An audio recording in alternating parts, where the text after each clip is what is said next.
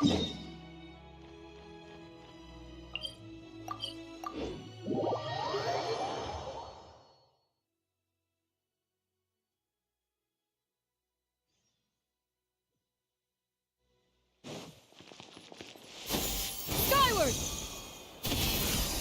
Hey!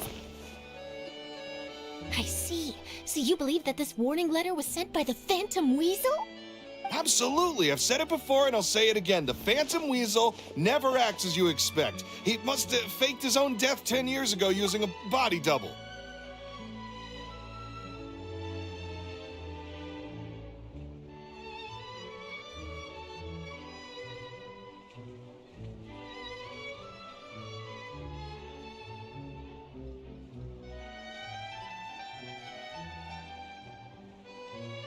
Now that he's back, I'm sure the guards who worked on his case back in the day are in for a headache, but however this turns out in the end, the one thing it won't be is boring. Couldn't agree more. As a journalist, I'm gonna get a lot of mileage out of this one. Thank you, sir, for your time. Now, whom should I interview next? Huh? Hey! What a coincidence! Fancy meeting you here.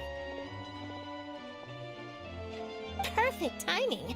So, the Phantom Weasel's latest warning letter. What are your thoughts? Yeah, this is the first time we're hearing of this one. Could you clue us in? Huh? Oh, sorry. Yes, this case is from a decade ago. I guess you wouldn't know about it. Well, not to worry. You're in good hands because I'm a professional. The story goes like this. 10 or so years ago, a phantom thief became active in the court of Fontaine. Known only as the Weasel, nobody knew his true identity, and the authorities never managed to catch him. Wow, cool! He sounds like one of those mysterious night burglars that you read about in novels. Precisely. Well, except the part where they actually have a good reputation. Our Weasel targeted whatever people held dear, and no one was safe from his predations.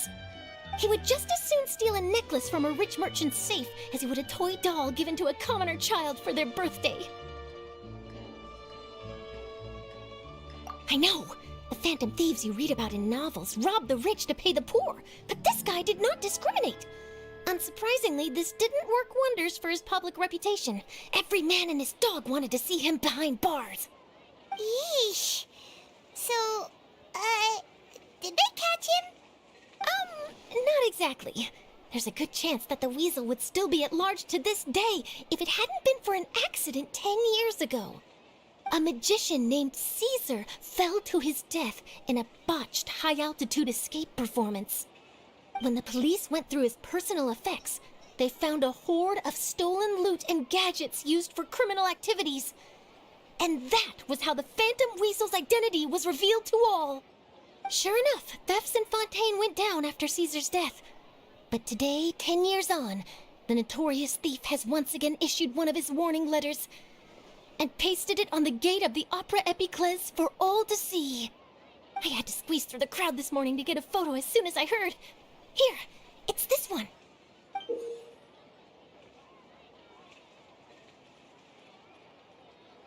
So, this is the warning letter, huh? Let's see what he wrote.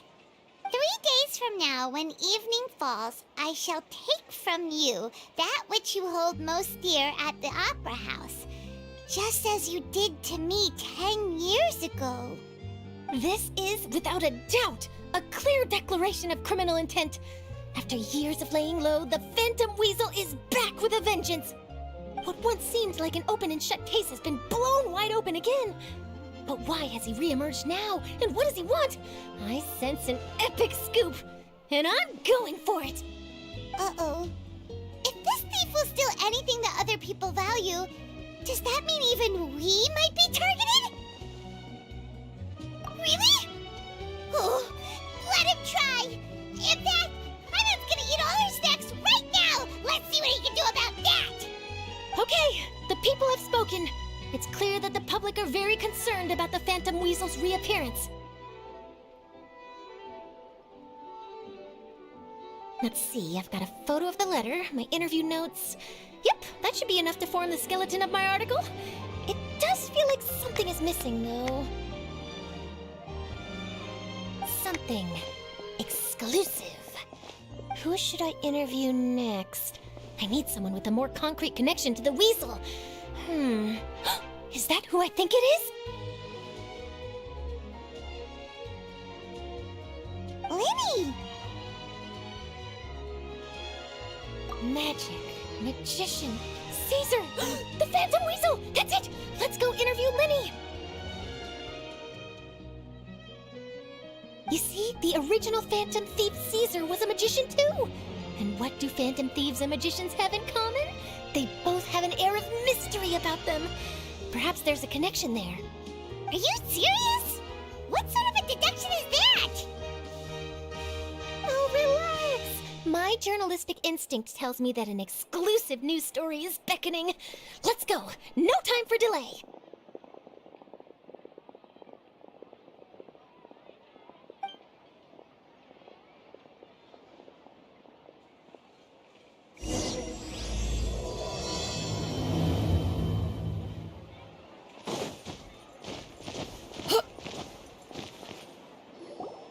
Wow, Mr. Magician! How did you know which card I picked? Oh, it's simple. Come closer and I'll let you in on my secret. Magicians have a special skill called telepathy, which means we can read other people's minds. Really? Then, what am I thinking now? Well, first you need to relax, because I can see that you're clenching your fist in your mind, as if to say, no, I mustn't let him guess it. Aww. And now you're getting a little flustered. You're trying to find a way to empty your mind, to think of nothing at all. But the more you try to hide a secret, the easier it'll come out. You snuck out from home today, didn't you? You told your family a little lie so you could come out and play. Now, that's not a good habit. You can tell? Oh boy, you really can read my mind. Of course. Oh, and that's the end of my performance. You should really be heading home. Remember to apologize to your family, all right? They must be worried about you. All right, got it. Bye, Mr. Magician.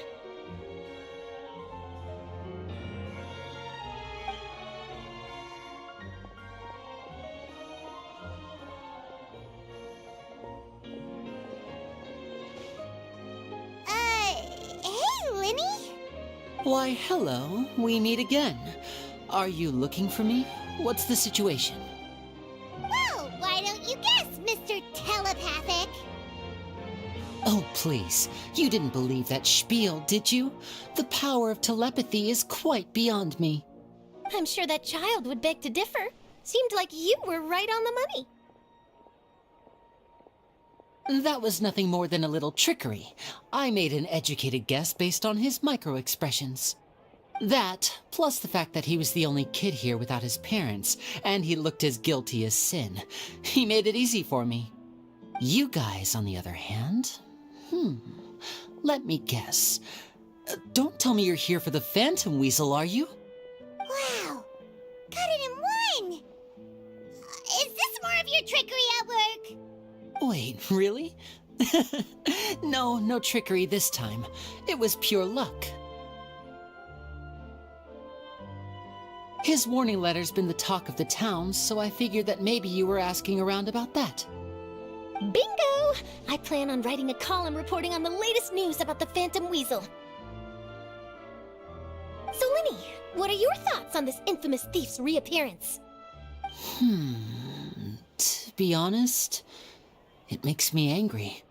Angry? Why? You read his letter, right? The Phantom Weasel claims he's planning something in 3 nights' time at the Opera House. That's the night I'll be performing there. Huh. What are the chances? Wait a minute, you don't think he's after you, do you? Well, if he is, then his warning is clearly a direct challenge to me personally. And if he's not, then it's still going to be a huge headache for me. The mere mention of the weasel's name is enough to scare people off. So once the contents of that letter get out, barely anyone will be showing up to watch my show. But I've been preparing for this for a long time. I'm not about to let him ruin my big day. This leaves me with only one choice. I have to expose the Phantom Weasel's identity before the show begins. Really? So what you're saying is, we might get to see a live duel between a famous magician and an infamous thief? Wow, this has exclusive written all over it. To be honest, I'm not sure if I'll emerge the victor. The Phantom Weasel is a notorious crook, infamous for his inscrutable methods. You're being far too modest, Linny. I think your magic tricks are even more inscrutable than those of a thief.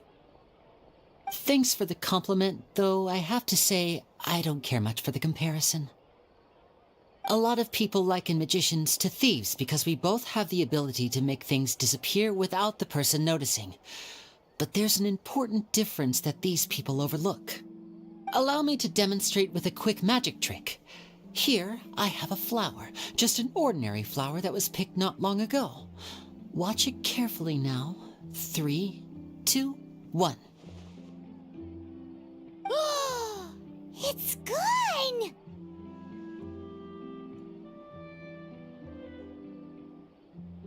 That's the question. Where did it go?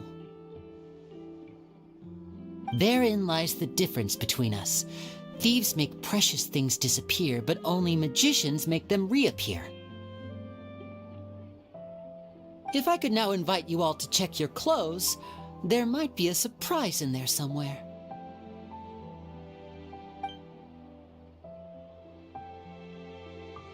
A surprise? Let me see!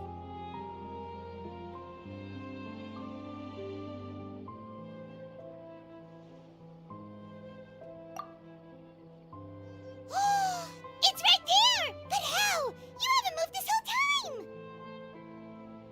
What an outstanding trick! Sorry, Linny, it seems that my previous praise was woefully inadequate. Clearly, magic is the superior art form to theft. Don't worry, I didn't take offense. I just wanted to take the opportunity to perhaps change some of the preconceived notions you might have about magicians. Since Caesar's death, a lot of people associate magicians with criminality.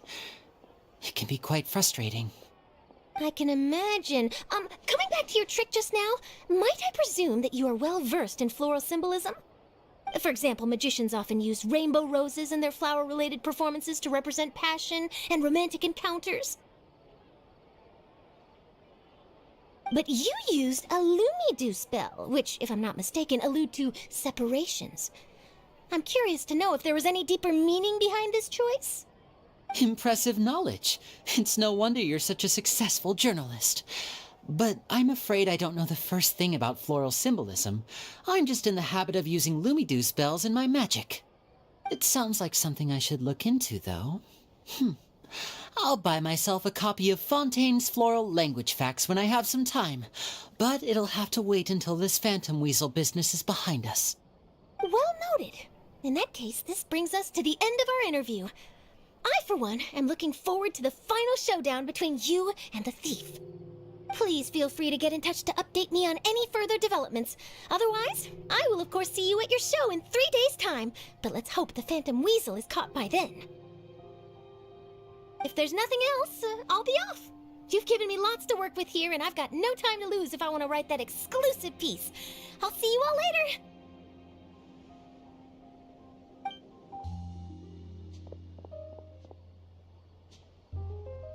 So, Linny, are you gonna tell us how you did that flower trick now?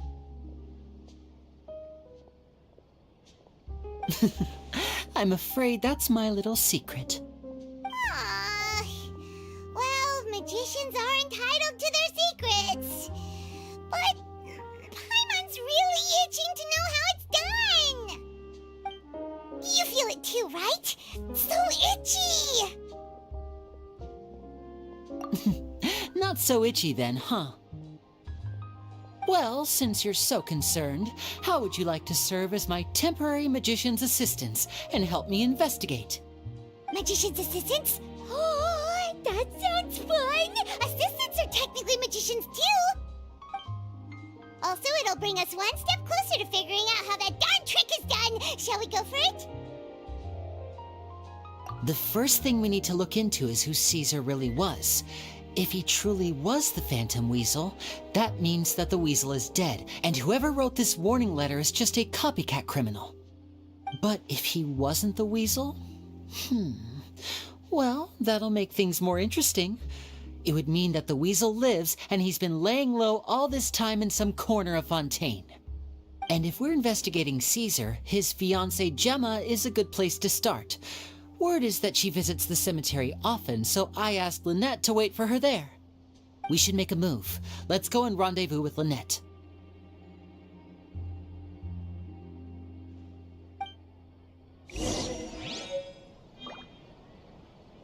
Yeah! Skyward!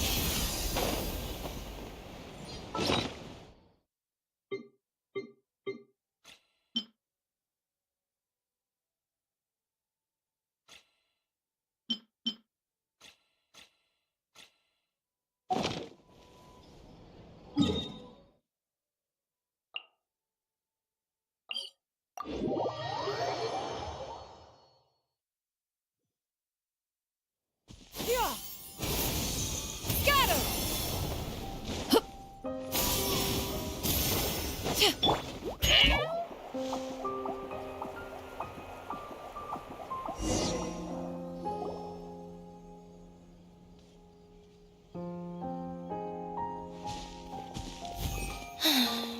You took your time. Sorry, I bumped into the Traveler and Charlotte en route, and we ended up chatting for a while. It's been a while, Lynette. We're working as Lenny's temporary assistants in the investigation of the Phantom Weasel. Thank you. It's good to have you helping. So, what's the situation? Have you seen Gemma? Nope. I've been here a while, and she still hasn't shown up. How bizarre. Maybe it was bad intel. Well, we won't get anywhere by standing around waiting. Traveler, Paimon, let's go ask around.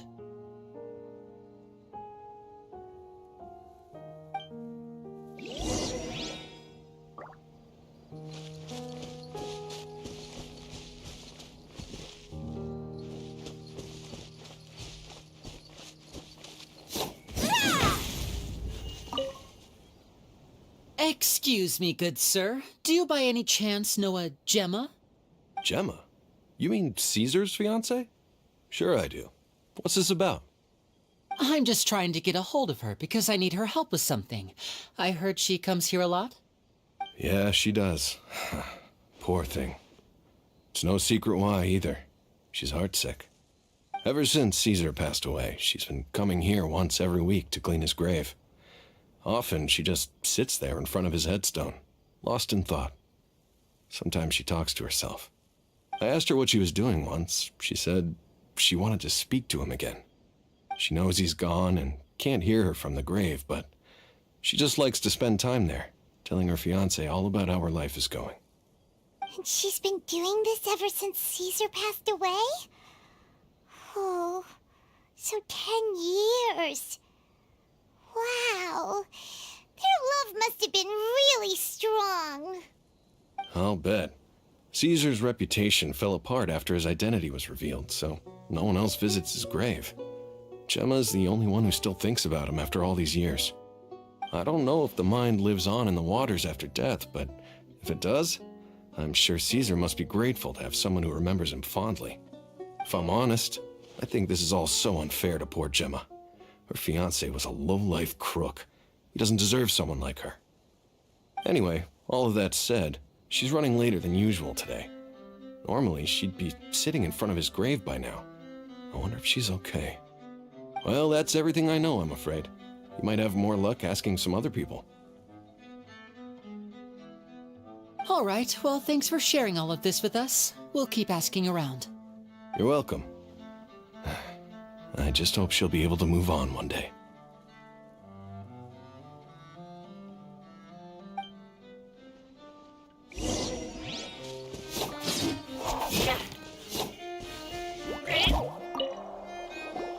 Did you hear the news? They're saying the Phantom Weasel's back. You're kidding. Wait, isn't he dead? anymore. All sorts of news flying around nowadays. I can never tell what's true and what isn't. But what if, just hypothetically, I mean, what if this weasel's the real deal and Caesar was framed? Called it. Seriously, 10 years ago, on the day it all went down, I said to myself, you know what? This guy's been set up. The Caesar I knew was a good guy. He gave balloons to children on the street, for Pete's sake. What, are we supposed to believe that he was a balloon thief or something? Give me a break. Oh, please. Weren't you the one cursing his name to high heaven when the police announced the news? You were all, that gosh darn lousy son of a, you think you know a guy, or words to that effect. Wait, did I say that? I don't seem to recall. Hello there. Sorry for disturbing you, but I couldn't help but notice you were discussing the Phantom Weasel. We're actually quite interested in this topic as well, but we're struggling to get to the bottom of it. Do you think you could spare a moment to tell us a little bit about Caesar? You've come to the right people. Yep, I was there. Back when Caesar used to perform magic tricks on the street. He was a great magician. The best trick I ever saw him do was pop a transparent balloon, only for a whole bunch of doves to fly out from the inside. I was right up close and didn't blink or look away once. But for the life of me, I still don't have the faintest clue how he pulled it off. Really incredible stuff. I saw him perform too. He always used to bring some gifts along for the kids who came to watch his show, and he'd hand them out after he was done. Sometimes he even got the kids to write their wishes down, and then he'd make the items on the wish list appear in his next show. He doesn't sound like such a bad guy. But after he died, there were also rumors that he used the wish list to find out what was precious to people, with the intent to steal it later. As I'm sure you know, the Phantom Weasel would steal just about anything from anyone. Whatever the case, now that the Weasel is back, Caesar's become a hot topic once more. I bet Gemma must be pleased. If Caesar's name gets cleared, maybe it'll finally give her some solace after all this time. Oh, speak of the devil. That's her over there. If you've got any more questions about Caesar, she's definitely the one to ask.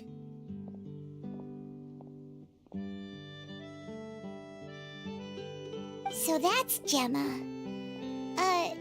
Is it just Paimon, or does it look like something's wrong? Wait, it looks like she's injured. Come on, let's see if she's okay.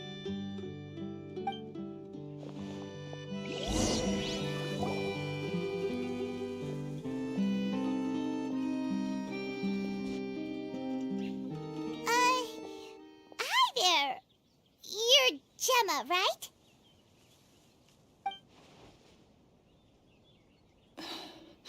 Who's asking? Don't be afraid, we mean no harm. It looks like you're injured. How bad is it? Thanks for your concern, but you didn't answer my question. Who are you, and what do you want with me? My name is Linny, and this is my sister Lynette. My name's Paimon, and this here's the Traveler. We're investigating the Phantom Weasel. The Weasel posted a warning letter this morning. If he still lives, that means that Caesar was falsely accused. You knew Caesar better than anyone else. So if you're willing, we'd love to hear what you think about all this. I promise you can trust us. We won't hurt you. In fact, we'll do all we can to keep you safe. I never believed that he was the Weasel. Huh.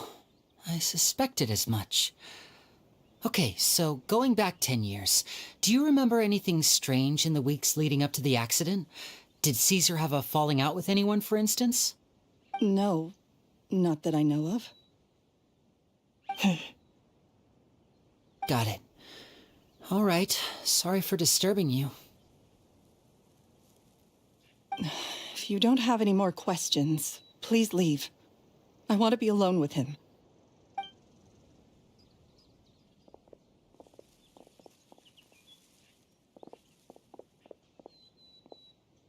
Judging by the look on her face, there's definitely something fishy about her. She's lying. She definitely knows something.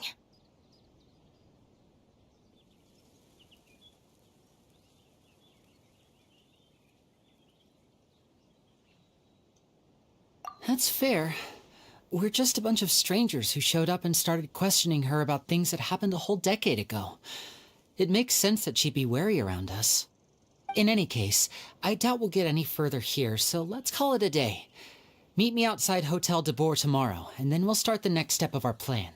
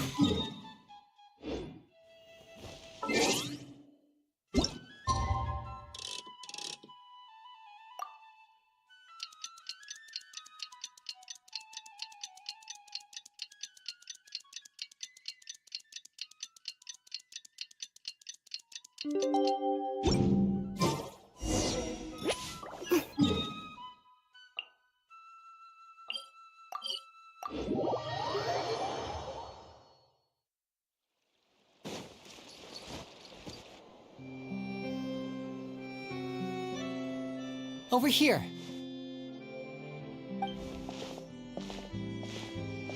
Lynette's not joining us today? I've had her follow Gemma and see if we can make any inroads with her. They should be at a cafe right now. Still, I don't think that Gemma's likely to open up to us. So, we need a contingency plan. Today, we'll be looking into a guy named Lorenzo, Caesar's former pupil and assistant. When Caesar passed away, all the stolen goods discovered in his home were confiscated and returned to their rightful owners. But Lorenzo was the only one privy to all his magic secrets, and he inherited his craft. Before long, Lorenzo was the next big magician in town, his fame surpassing even that of his master, and it made him very wealthy. He's since left the magic scene, though, and these days, he's a wealthy businessman with his fingers in a lot of different pies. I had to pull a lot of strings, but I managed to get him to agree to a couple of drinks with me. Be warned, though, I hear he's got a hair-triggered temper. We'd best be careful.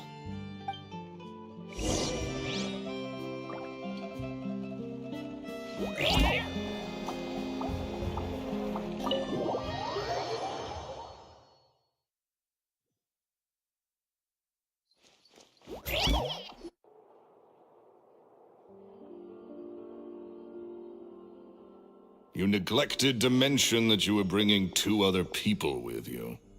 My apologies. These 2 are my assistants.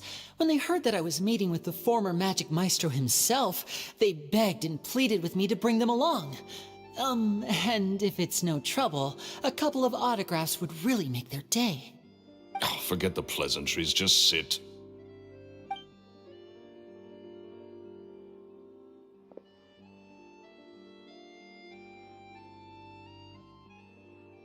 Get a load of this guy.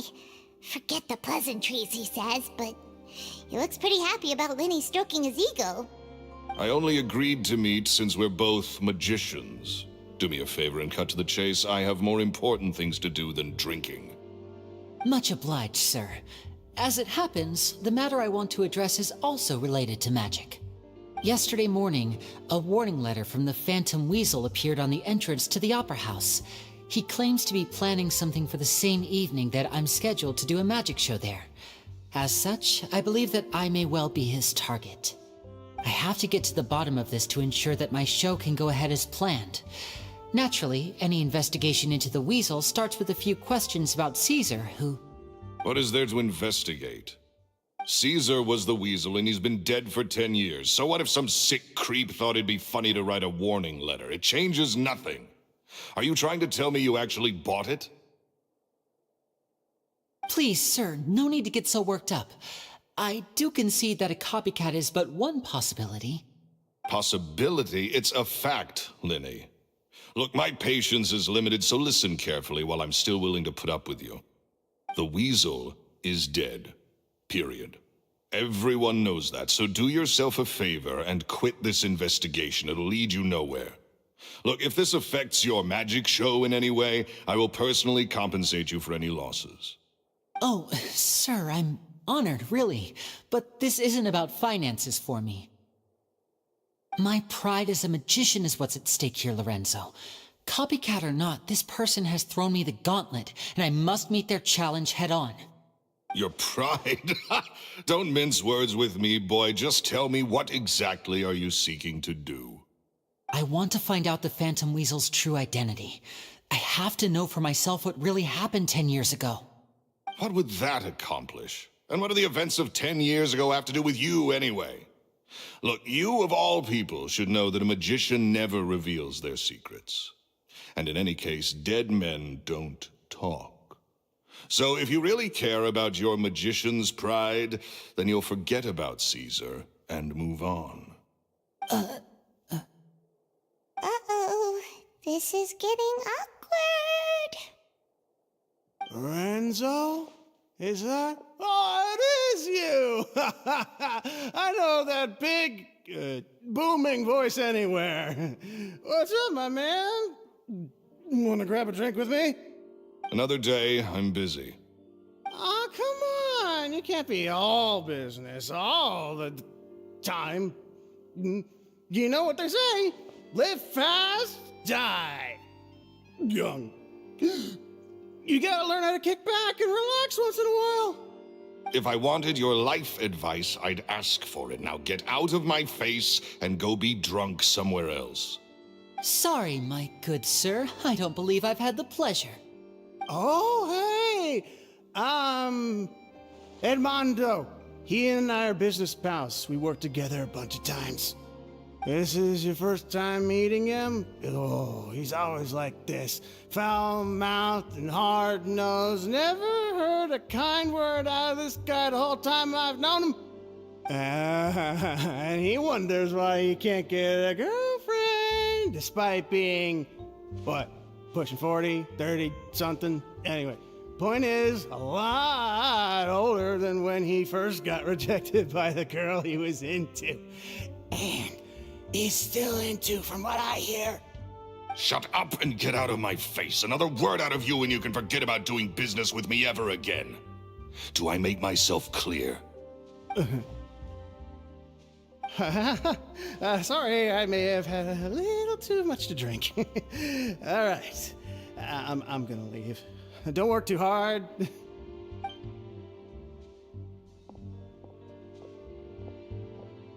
I think it's high time I made a move as well.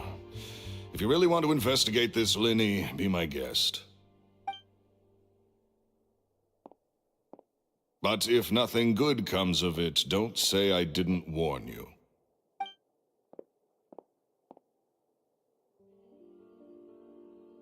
Well, that fell to pieces in a rather spectacular fashion. Any thoughts? Totally. And what was all that about compensating you for your losses? Why would someone you just met make an offer like that? He's gotta be hiding something. And not like Gemma. She was a little suspicious, but this guy's definitely covering something up. I think so too. We need to look into Lorenzo more closely. That guy Edmondo seems to know a thing or two about him. He only just left. Let's see if we can catch up with him.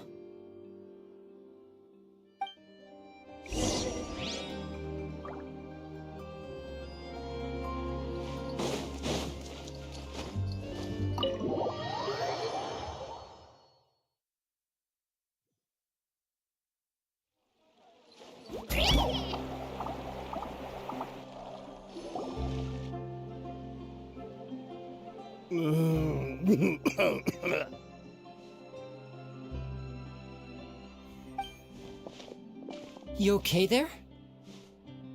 Who are you? Oh, it's you guys. Don't worry about me. I must have had one too many. I just need to ride it out. I say way too much back there, didn't I? Yeah, I nearly talked myself into complete financial ruin. Note to self, no more drunken chats when Lorenzo's around. So he was serious about threatening to cut you off? Ugh, Paimon knew he was a bad egg. Hey, keep your voice down. Don't go prying into Lorenzo's personal affairs.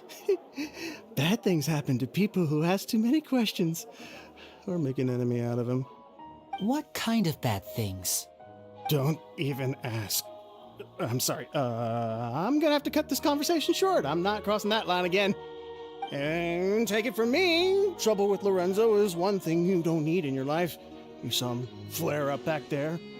I don't know what you said to him, but clearly it touched a nerve.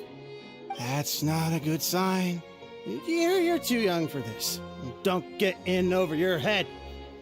I'm leaving.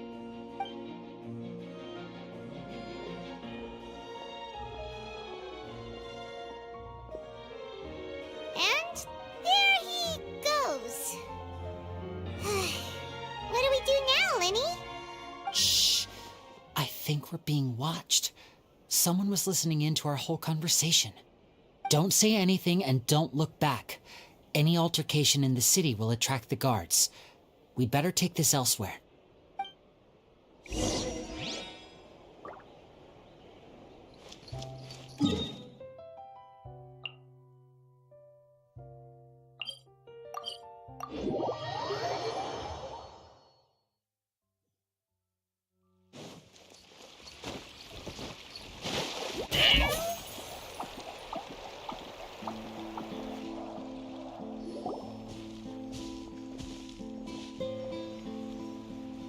You followed us a long way.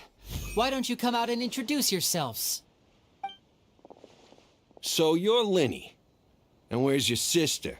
Ain't she with you today? Save us the trouble and go fetch her for us. Let's not drag this out. Paimon doesn't like the tone of your voice, mister! Who sent you, huh? Save your questions, missy. You ain't gonna need answers where you're going. Capiche?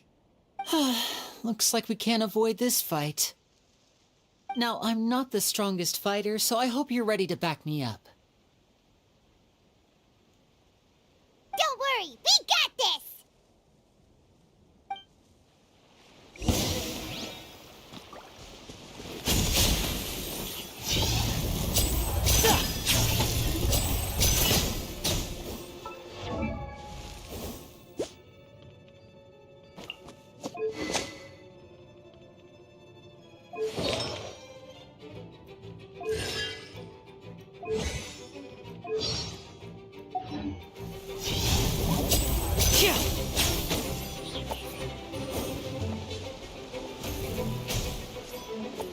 I'm fine.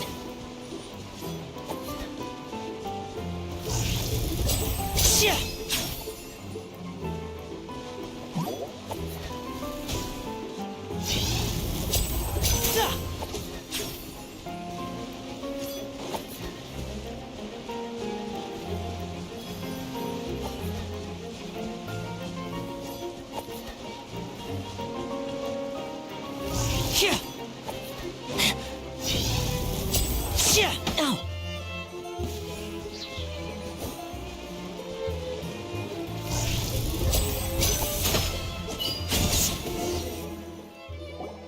Curses. They're tougher than we thought. Vision wielders are always trouble. Intimidation ain't gonna work like it did on the lady. Come on, let's scram! Hey, wise guys! We ain't through with you yet! Oh, they got away! Did you catch what they said just before they left? Something about intimidating someone else. Sounds like they just wanted to rough us up as a scare tactic, and they've already done it to someone else, but who? You're right. She was injured when we saw her yesterday, and she acted like she had something to hide.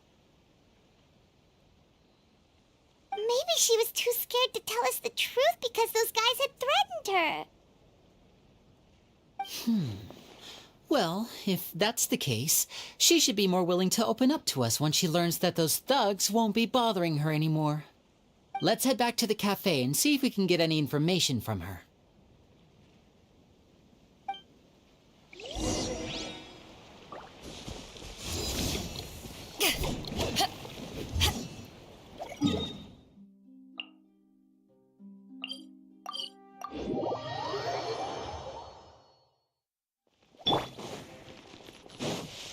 Yeah! Skyward! Scatter!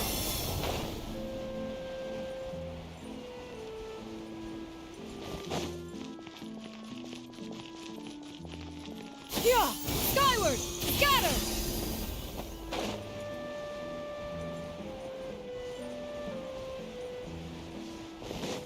Yeah! Skyward! Scatter! Hit!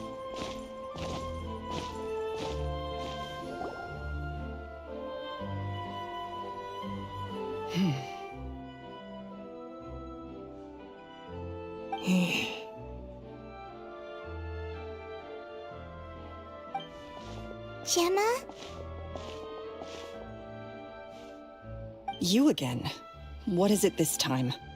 We just ran into the men who've been threatening you, and we gave them a taste of their own medicine. So, you can relax now. We're here to protect you. What? Why? I didn't tell you anything. Why would they come after you? Sounds like they're no strangers to you. That's putting it mildly. I know them all too well, and I hate them with every fiber of my being. It's been 10 long years, and still every time I try to look into Caesar's death, they show up and warn me not to do anything stupid. How do I know I can trust you? Do you really think you can get to the bottom of it all? And why are you doing this? I'm afraid I can't reveal all the details just yet, but I can promise you this. I will expose the Phantom Weasel's true identity. Because you see, this is a personal matter of the utmost importance. I give you my word. Trust me. Okay. How can I help you? I've heard that Caesar used to have a magic workshop where he kept a lot of his personal effects. If possible, I'd like to take a look at them. Do you know where it is? The Fleuve Sonde. But the place was sealed up by the police after his death, and no one's been there since. I also know that the Fleuve Sonde is dangerous territory. Lots of hostile groups lurking around. If you're serious about going there, please be careful. Understood. Lynette, you stay here and take care of Gemma. Don't let her come to harm. Got it. But if I'm staying here, I'm ordering dessert. I mean, bon appetit. But stay sharp, too. They're likely to come for you while I'm away. Okay. All right. Power saving mode off. I'll start taking this more seriously now.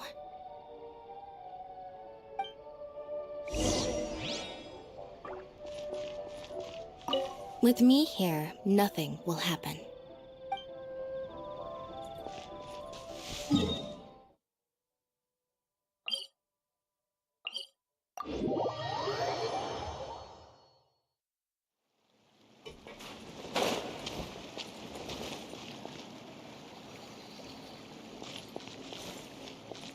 Yeah! Scatter!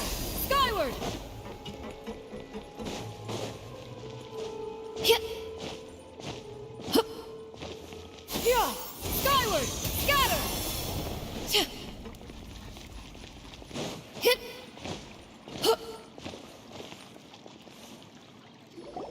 If Gemma gave us the right location, then the workshop should be right nearby. Huh. Looks like these boxes are blocking the entrance. Let's shift them away first. There we go. It should be just down here.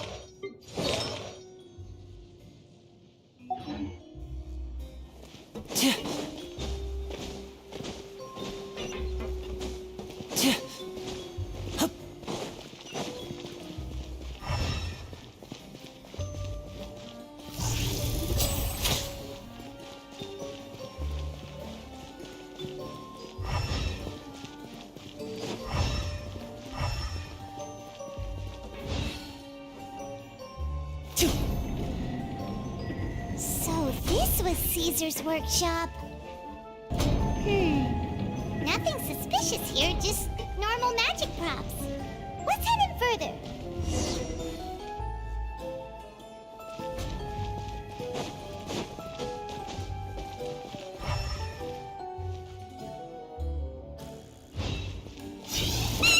What was that? Oh, is this one of Caesar's gadgets? Guess we must have triggered some sort of device.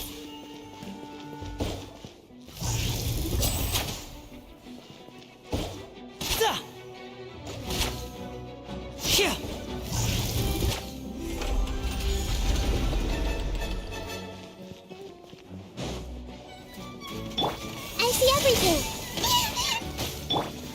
Seize the skies!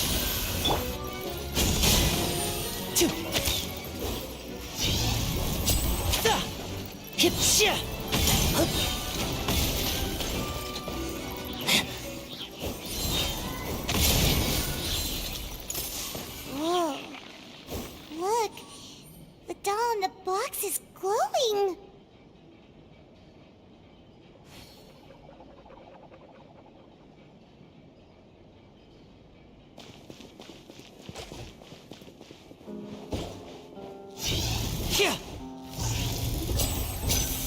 There's something written on the card on this doll. Let's take a closer look.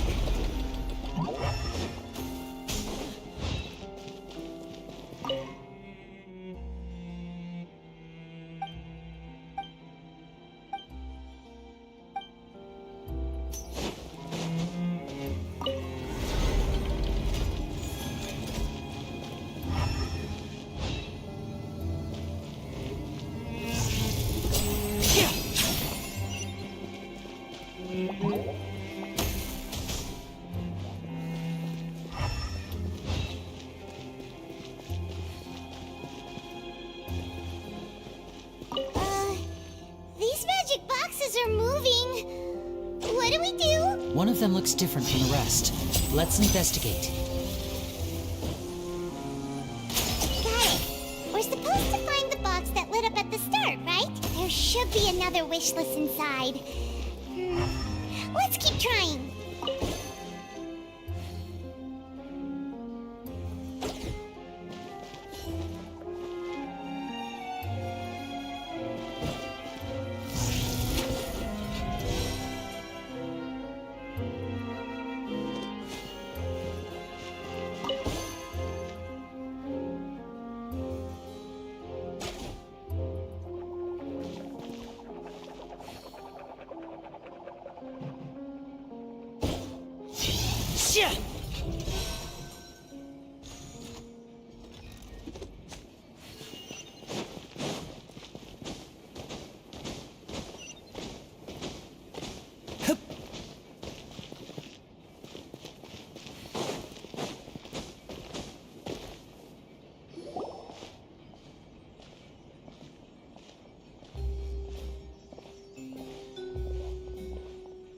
That's weird.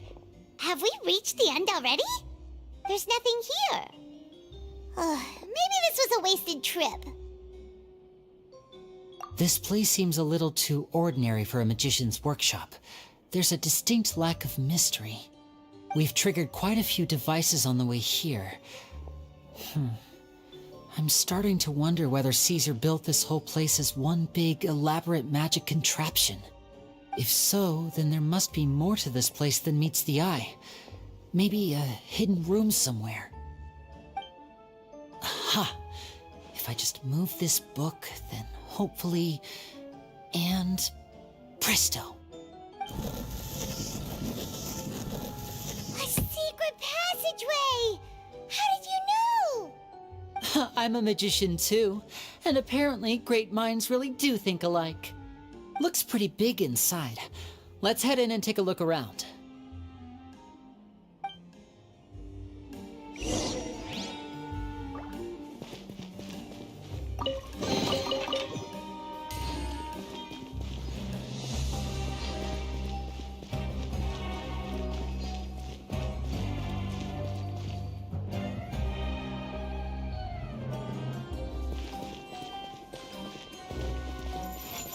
And voila! Take! Witness the power of Guhua. Rain outlines your fate.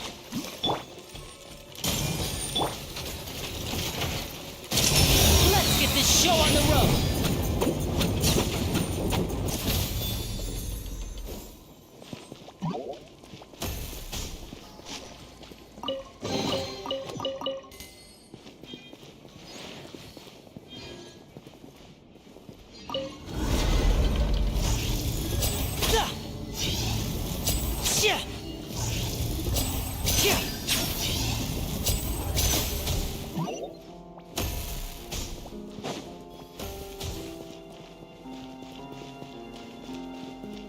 Step right up!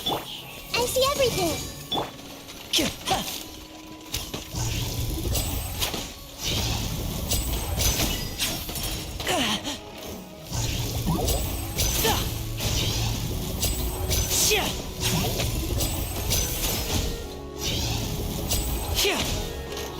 Now disappear!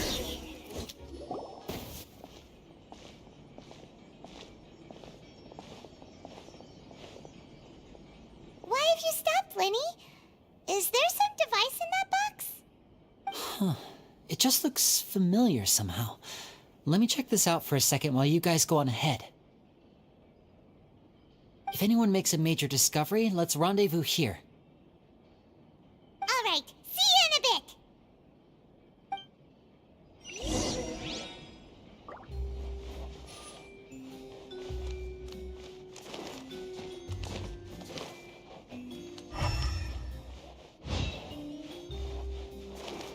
Yeah! Skyward! Scatter!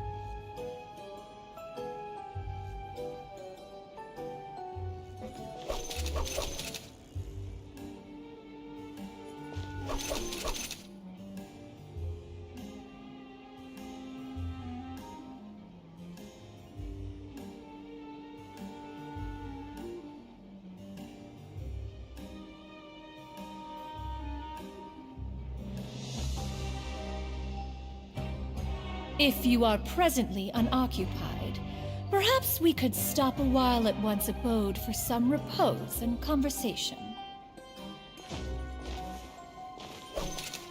Oh, seems like we can't step on the same tile twice. Guess we've got to finish it in one run, huh?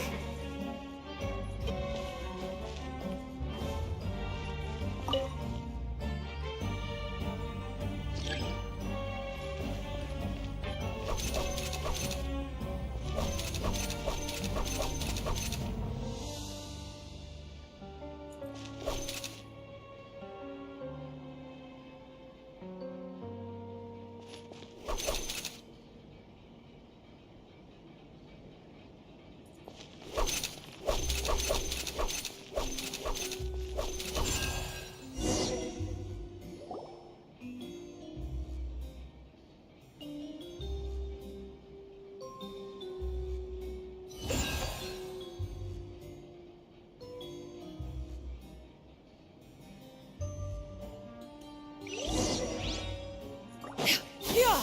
Skyward! Wow! There's a hidden room here! Let's see! Oh, this bookcase is full of Caesar's own notes. He wrote a lot about the principles of magic. Whew. Much too advanced for Paimon. Hey, look! Is that Caesar's diary on the table? This book's thick as a brick! Let's take a peek inside it, shall we?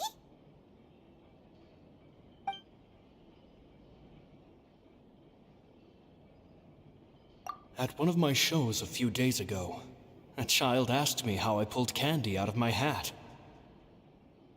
As a joke, I told the kid that the hat has a built-in wish-granting machine.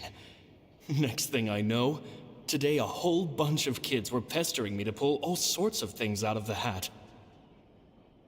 So I told them another white lie. The machine needs time to power up, but in the meantime, you can write your wishes down. Well, they took me up on that offer, enthusiastically. As I write this, I've only just got back from running around all over town, buying the things they wanted. Boy, are my legs sore. I wound up saving very little this month, but that's not a major issue.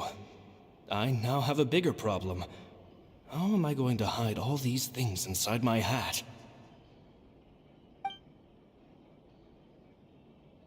Two children came to talk to me after today's show. I don't know why they were out on their own. They looked much too young to be unsupervised. I do hope they got home safely.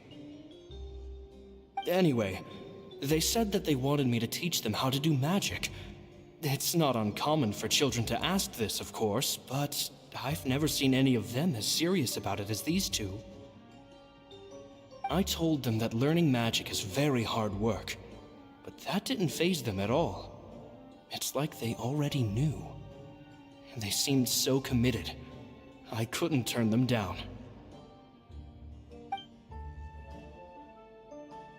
It seems like something's bothering Lorenzo lately, but he won't open up to me about it. Surely he's not upset that I agreed to teach those two children. I'll have to talk him around. I have a good feeling about those kids. They're naturally talented, and it seems like they're not new to the world of magic. They have all sorts of fantastic ideas. All I'm really doing is helping them develop a more professional standard training plan. They wanted to call me Master, but I told them they absolutely mustn't. Any magician worth their salt could have taught them what I have. They're the geniuses here. Compared to them, I don't deserve to be called any sort of master. With time, I have no doubt that they could become far greater magicians than I. My only concern is why they're so mature for their age. I fear they've had to grow up too fast. I don't dare to imagine what they must have been through. Gemma thinks so too. She doesn't like being around them. Says that their eyes are too piercing.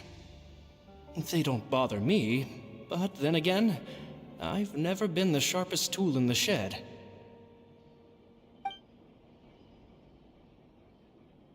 It's nearly time for me to go on tour.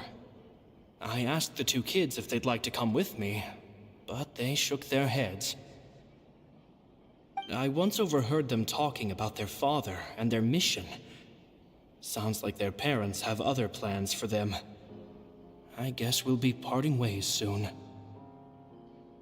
It's only been 10 days since I first met them, but I think that I've gotten a feel for their personalities now. They're very tough, but also very cautious, and they trust no one but each other. This, I fear, is not a good habit to have. They hide things from me too. For example, when I asked them where they live and why they wanted to learn magic, they lied. That's the thing about children. Whenever they're trying to cover something up, it always shows somehow. I can sense that their lives have been hard, possibly even dangerous too. They're not like other children. It's a shame that I can't do more to help them. After thinking things over, I decided to tell them a bit about how I see the world. It's full of lies and falsehoods, and that is why we must find our own truth. P.S. I hope they won't find my nagging annoying. Children are so opinionated nowadays.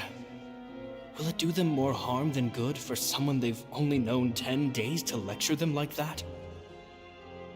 P.P.S. Maybe I'm overthinking this, children aren't interested in grand philosophies.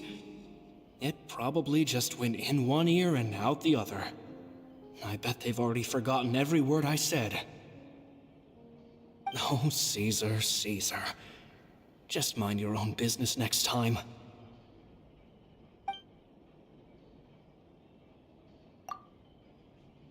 Two magic geniuses with a father and a mission, huh?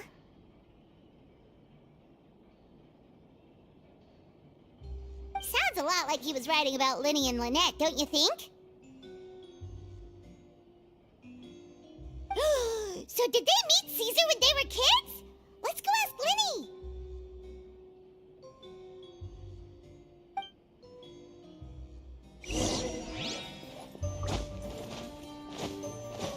Yeah! Skyward! Scatter!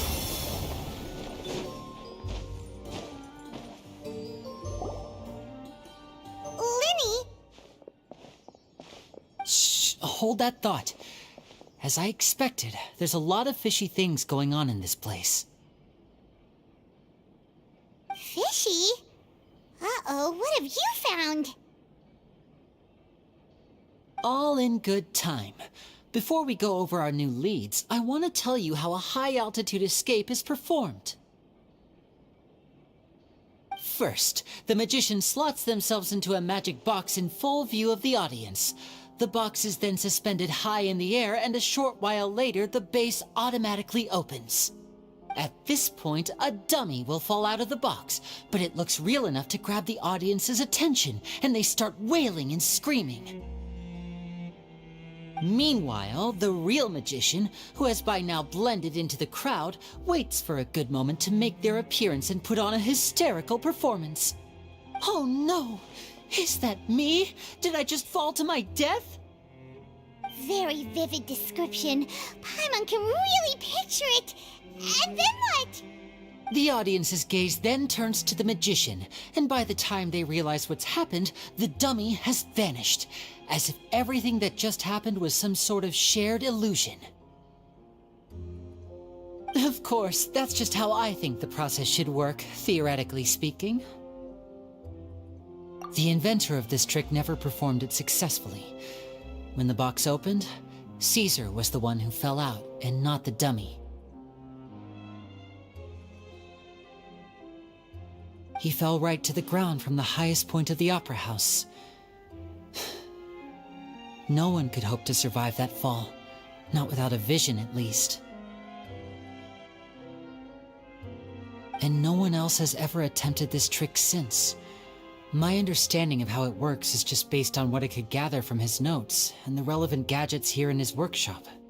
So Caesar's famous high-altitude escape has never been done, huh?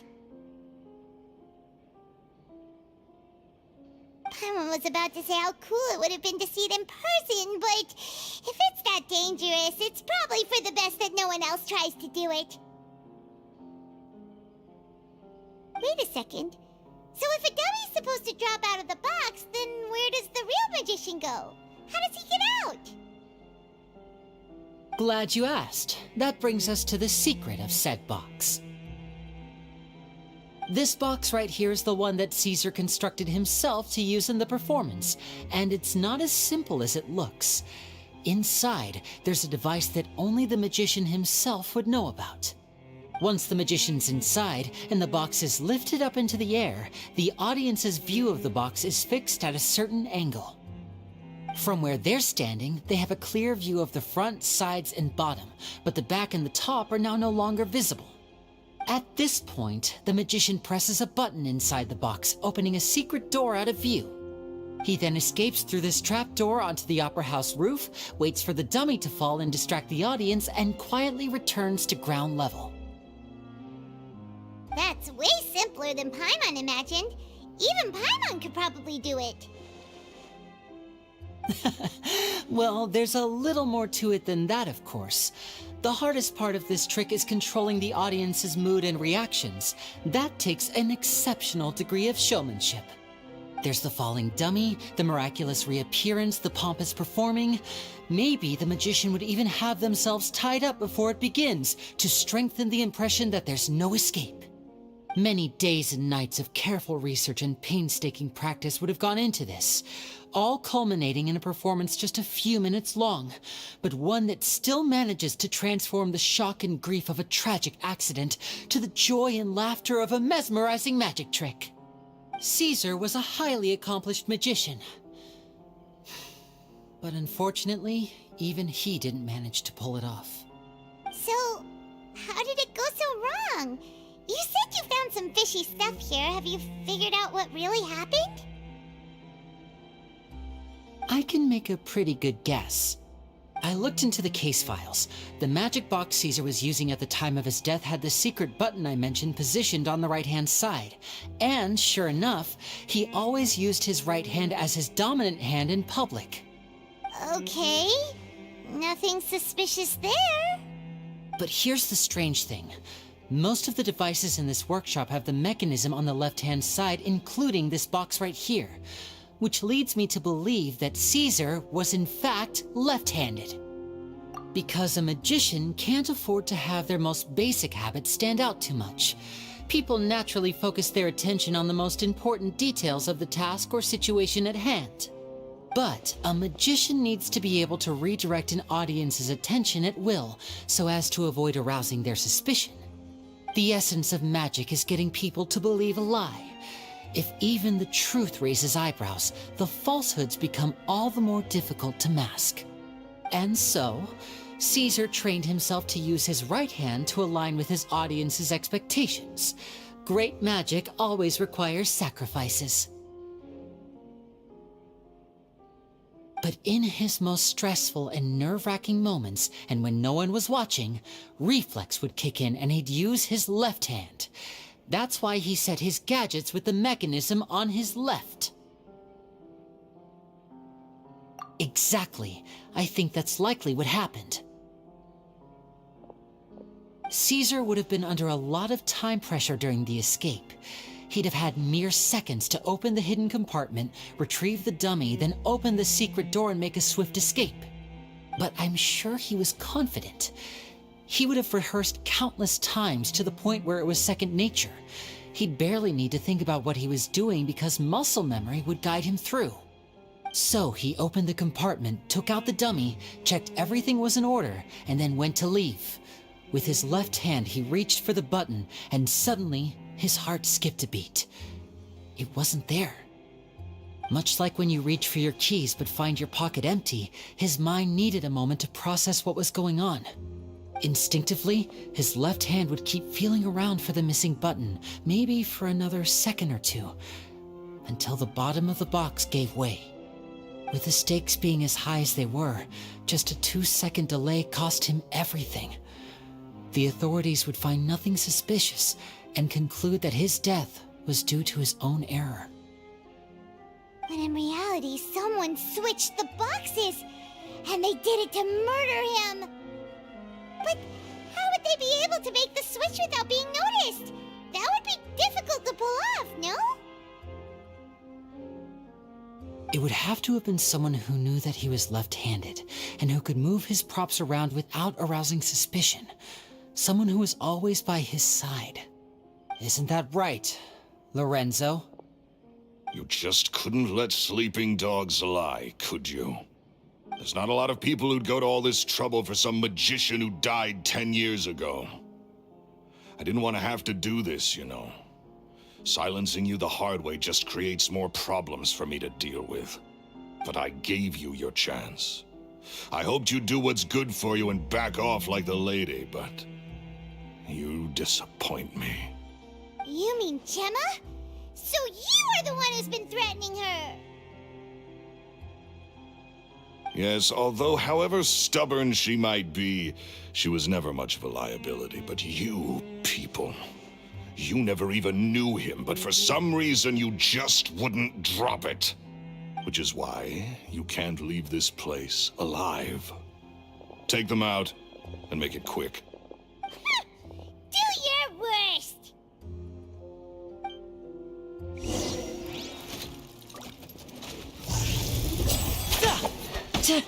Step right up.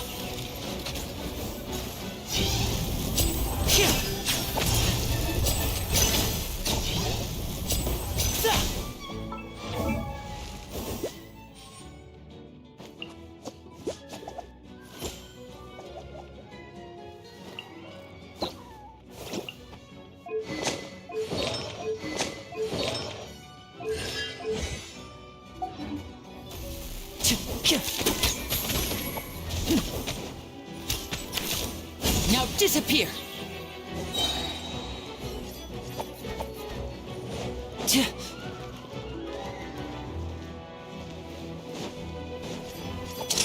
A round of applause!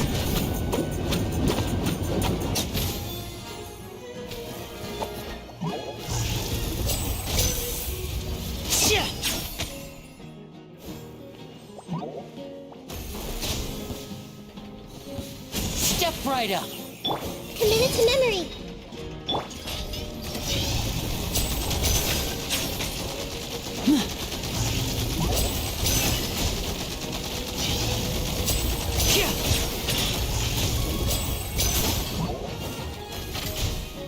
Now disappear!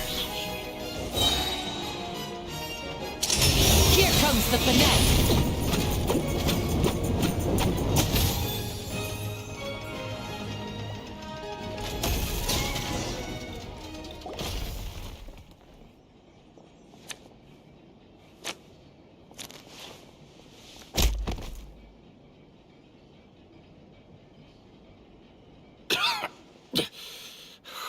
You kids are tougher than you look. Had enough yet, Lorenzo? Your cronies can't help you now. I think it's high time you started talking, and what I'd really like to know is, why did you murder Caesar? If I had a Mora for every time you said that man's name. Of course you idolized Caesar, everyone else did. But I was the real genius magician. Me! He was just an amateur who did cheap tricks for gullible children. I was the one who made magic into the fine art it is today. The aristocrats doffed their hats to me! So it was jealousy. Jealousy. Hatred, more like. I hated Caesar. All he cared about was his magic. He lived and breathed it. He poured everything into his street performances and his stupid tours like it was just a hobby to him, never bothering to think about Mora. What sort of fool devotes their life to the art of deception and never has a Mora to show for it? But the people loved him, didn't they? Oh, how they looked up to him. No one gave me a second look. All I ever heard was, "Oh, your master's amazing, isn't he?" Amazing. Yeah, so amazing that he was completely broke. Every other apprentice was living it up at their master's expense, but no, not me. I put in all the work, mastered all the skills, and it brought me nothing more than the life I already had.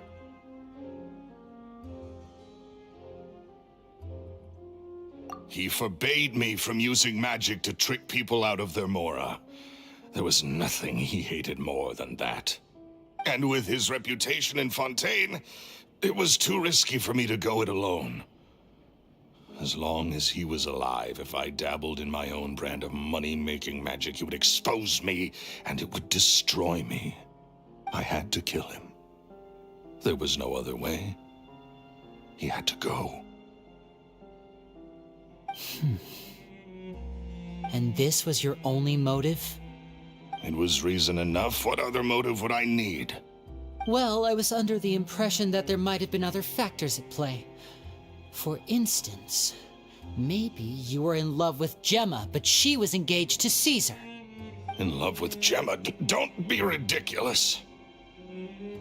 Guess I was wrong about that then. Next question. Are you the Phantom Weasel? I am. Caesar was so strict with me. He insisted that his way was the right way, that the sole purpose of magic was to bring joy to the world. I never bought into any of that. I was more interested in the practical value of magic. Sure enough, it helped me fill my pockets with all kinds of valuable treasures. Oh, yeah! Charlotte told us that the weasel would steal whatever people valued, no matter how much it was worth. That's just how it looked from the outside. What would any thief want with second-rate loot? I've only ever targeted high-value items. I stole cheap things as a way of practicing my craft. It was other people's overactive imaginations that conjured up the preposterous image they then dubbed the Phantom Weasel. So that's the story, huh? Well, I hope you're ready to tell it all over again during your trial. What choice do I have? You're a pack of wolves, and you've got me between your jaws. You've seen what's here, and my last-ditch effort to stop it getting out has failed. What else can I do? So be it. I've enjoyed power and wealth for the last 10 years, the likes of which Caesar could never give me. I wouldn't choose for things to end this way, but I regret nothing. Very well. In that case, I'll contact the guards. Traveler, Paimon, keep an eye on Lorenzo for me. I'll meet you just outside the workshop when I'm back.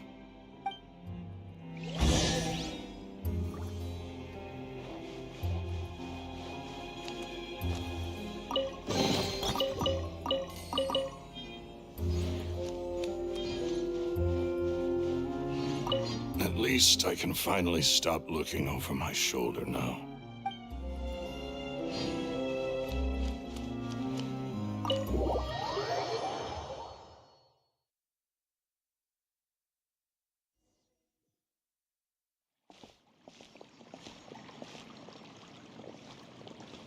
Lily has told me the whole story. Lorenzo, do you confess to the murder of Caesar and to framing him for the Phantom Weasel's crimes? Look who's finally developed a conscience. What kind of disciple murders their own master? I hope it was worth it, because there'll be hell to pay.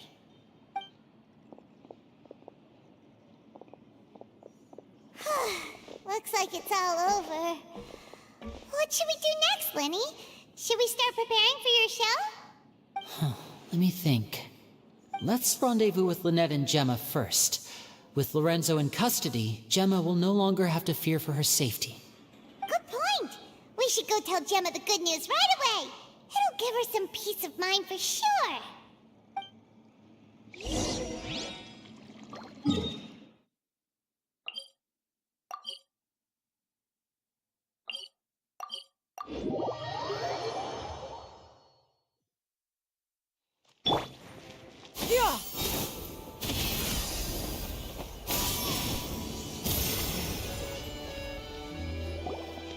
Ah, you're back.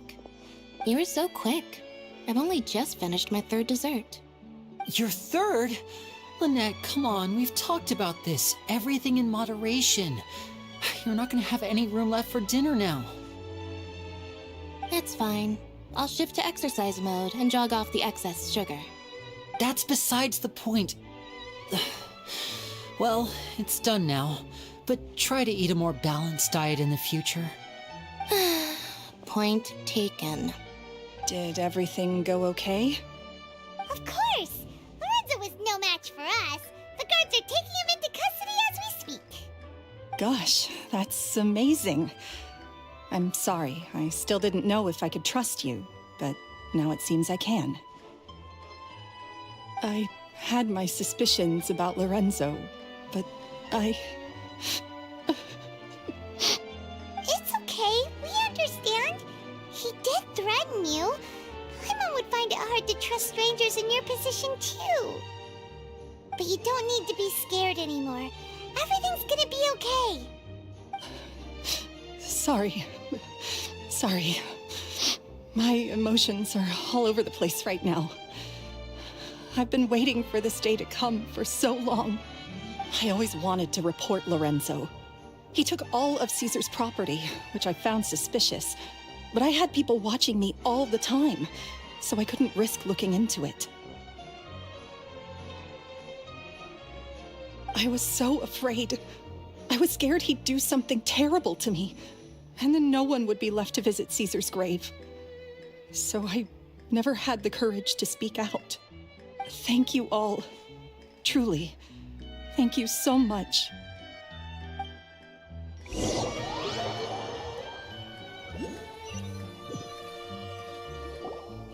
thank you all for clearing Caesar's name. I never would have guessed that Lorenzo was the real Phantom Weasel. He never showed any signs that there were problems between him and Caesar in public. From the outside, it looked like they got along great.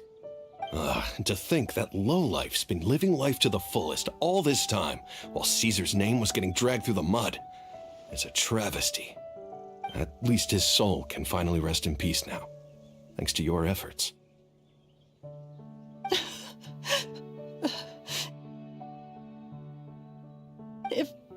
If only I'd realized before it was too late. Don't blame yourself, Gemma. This isn't your fault. Yeah, you still have the rest of your life to live. Caesar wouldn't want to see you spending it feeling guilty. Cheer up, Gemma. My brother's doing a magic show at the Opera House tomorrow evening. Would you like to come along? It might raise your spirits. This show will be a special one. We're holding it in Caesar's honor. In Caesar's honor? Really? Oh, thank you. I'll be there. Great. We'll see you tomorrow evening. Traveler, Paimon, don't be late. Don't worry, we'll be there. No way are we gonna miss out on a free magic show. Wait, Paimon feels like we're forgetting something. Oh yeah, Caesar's diary! We never found out if the two kids Caesar taught magic to were Linny and Lynette or not. Linny changed the topic back at the workshop, so we didn't get a chance to bring it up. Oh well, guess we'll just have to ask Linny tomorrow evening. Yeah, scatter!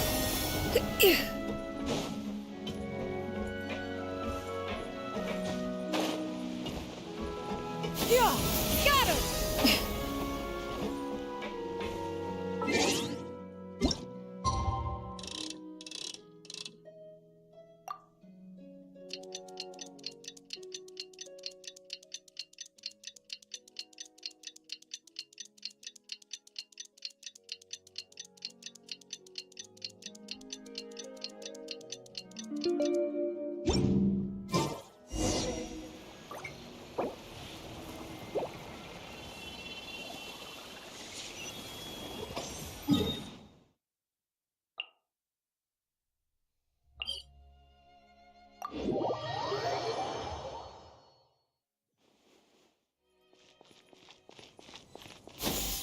Skyward! Scatter!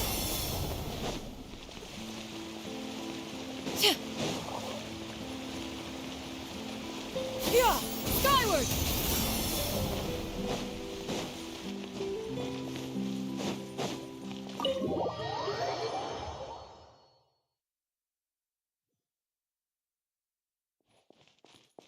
Yeah!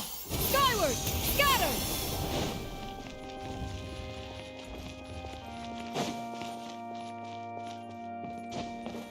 Yeah!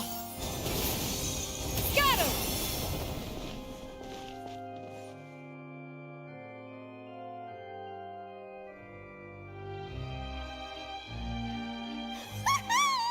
Paimon's excited to see another of Linny's magic shows! Wait. Lynette, shouldn't you be on stage by now? Not this time. My brother's going solo today. So I'll be watching with you. Good evening, ladies and gentlemen. I hope everybody's ready because the show is about to begin. The great magician Linny has prepared a spectacular show for us all tonight, concluding with an all-new grand finale that no audience has ever seen before. Wow! A new trick! Thank you all so much for coming. Now, prepare to join me on a journey through the mystical and miraculous.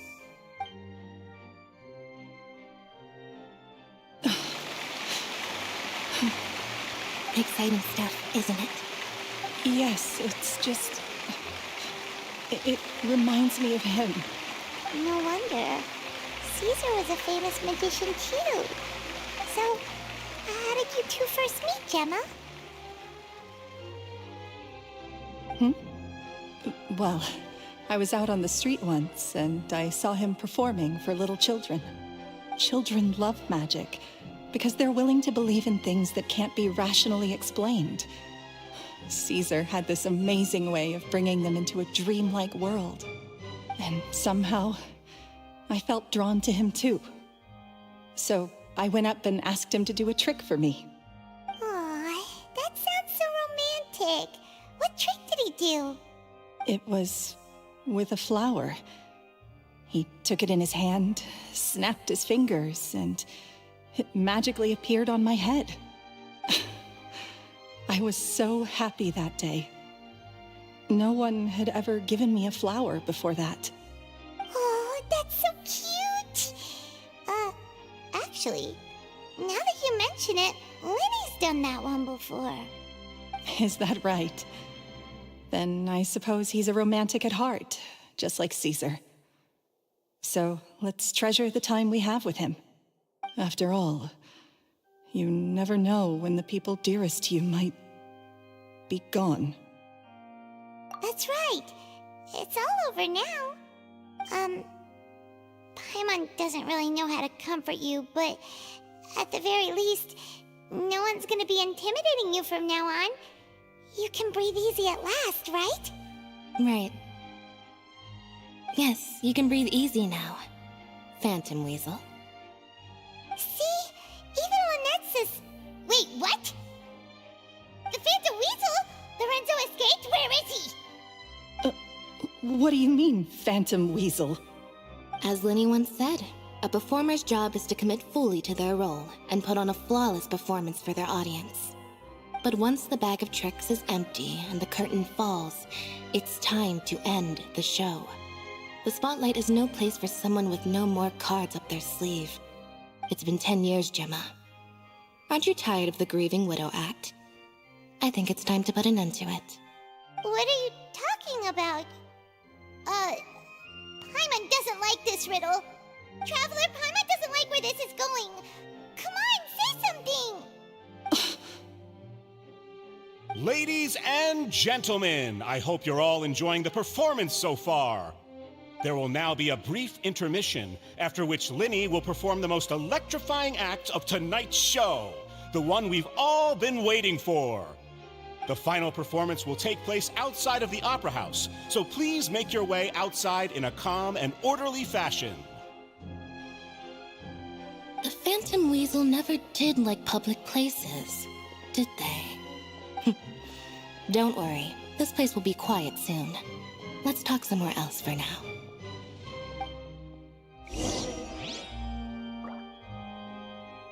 Yeah! Skyward! Scatter!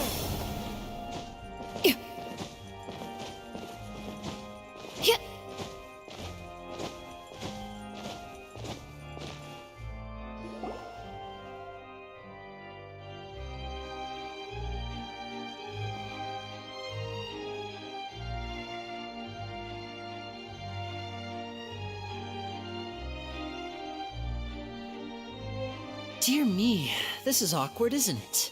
And unfortunately, I'm all out of gadgets, so I'm afraid I can't do any tricks to liven up the mood. This is a big mistake for a magician to make, but thankfully, I do have a backup plan.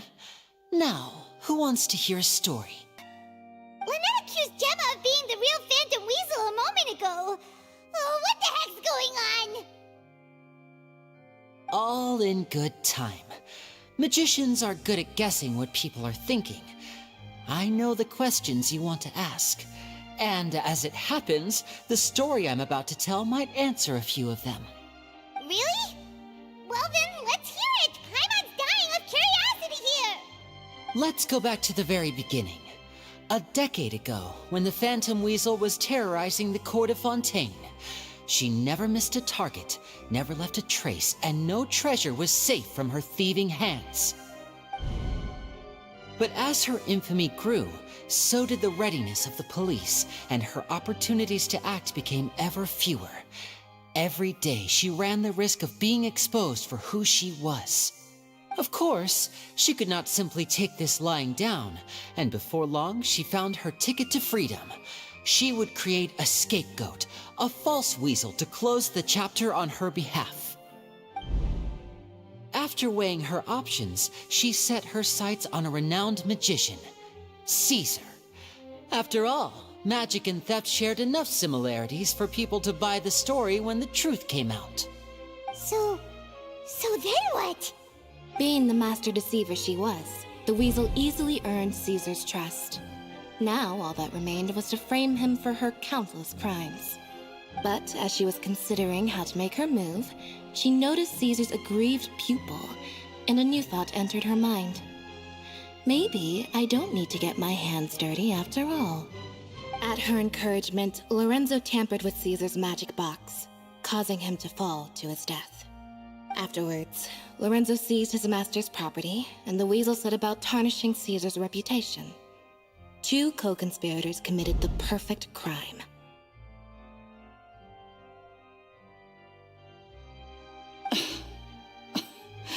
I've got to hand it to you. You're both exceptional storytellers.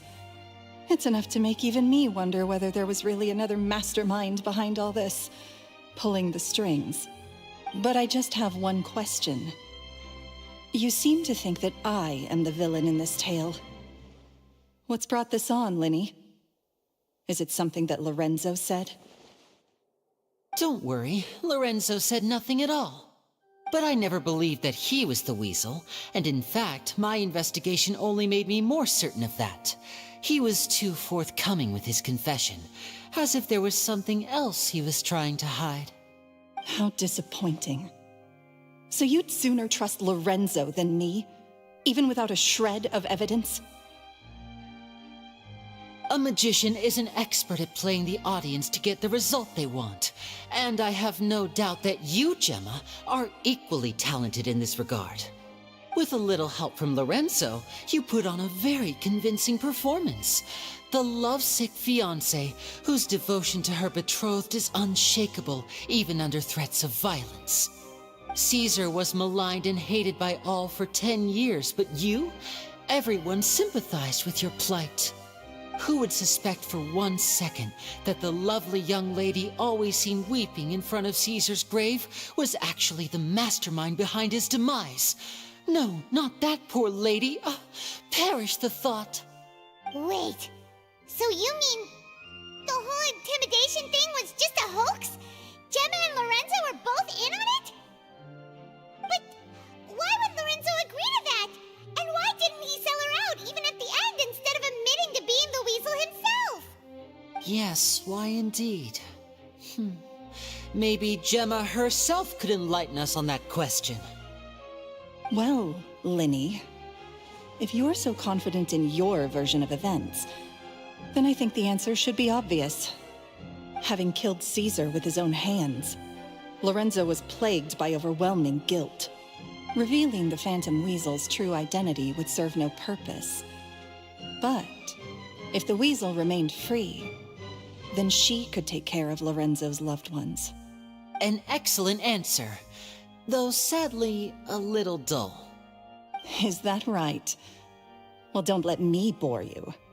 If you'd care to change the topic to something more interesting, I'd be much obliged. As a matter of fact, there's one thing I'd really like to understand. Why would the real weasel have targeted things that only have value to other people? Could you shed any light on that? Of course. After all, we're just telling stories here, aren't we? If I had to guess, I would say that the real weasel must have had a terrible childhood. Left to fend for herself after her parents died young. Betrayed, scorned, beaten. She'd scrounge waste paper from garbage bins to draw on, using twigs and dirt for lack of ink and pen. She'd sew ugly rag dolls from whatever scrap material she could get her hands on. This was her only source of happiness in life. But it was all she needed, and she was content. Until the world decided that even this was too good for her. Once again, she was betrayed. And this time, everything was taken from her. She felt like life was a miry pit that dragged her further down the more she struggled to escape. At that tender age, she should have been happy. Instead, she stood in the shadows and watched with envy as all good things in the world passed her by. This was a fate too cruel for anyone to bear. Her pain became a breeding ground for dark thoughts. Thoughts which festered and grew into a twisted solution to her troubles. I detest the happiness of others, in all its forms alike. I will rob them of everything they hold to be good and true, and it will fill the void in my soul. That's some pretty heavy stuff. Now it all makes sense. Does this story satisfy you, Lyney? Yes, it is quite to my tastes. Thank you for helping to clear up my confusion. Huh. That's right. What drove you to write that letter, Gemma? What were you trying to achieve there? Because without that, none of this would have ever come to light. She didn't write the letter. After 10 long years, I'd hoped that the Phantom Weasel would be consigned to the history books by now. But it seems like someone still wasn't ready to let her finally be at peace. Lyney. Or should I call you the Phantom Copycat now? You were the one who posted that letter outside the Opera House. But why?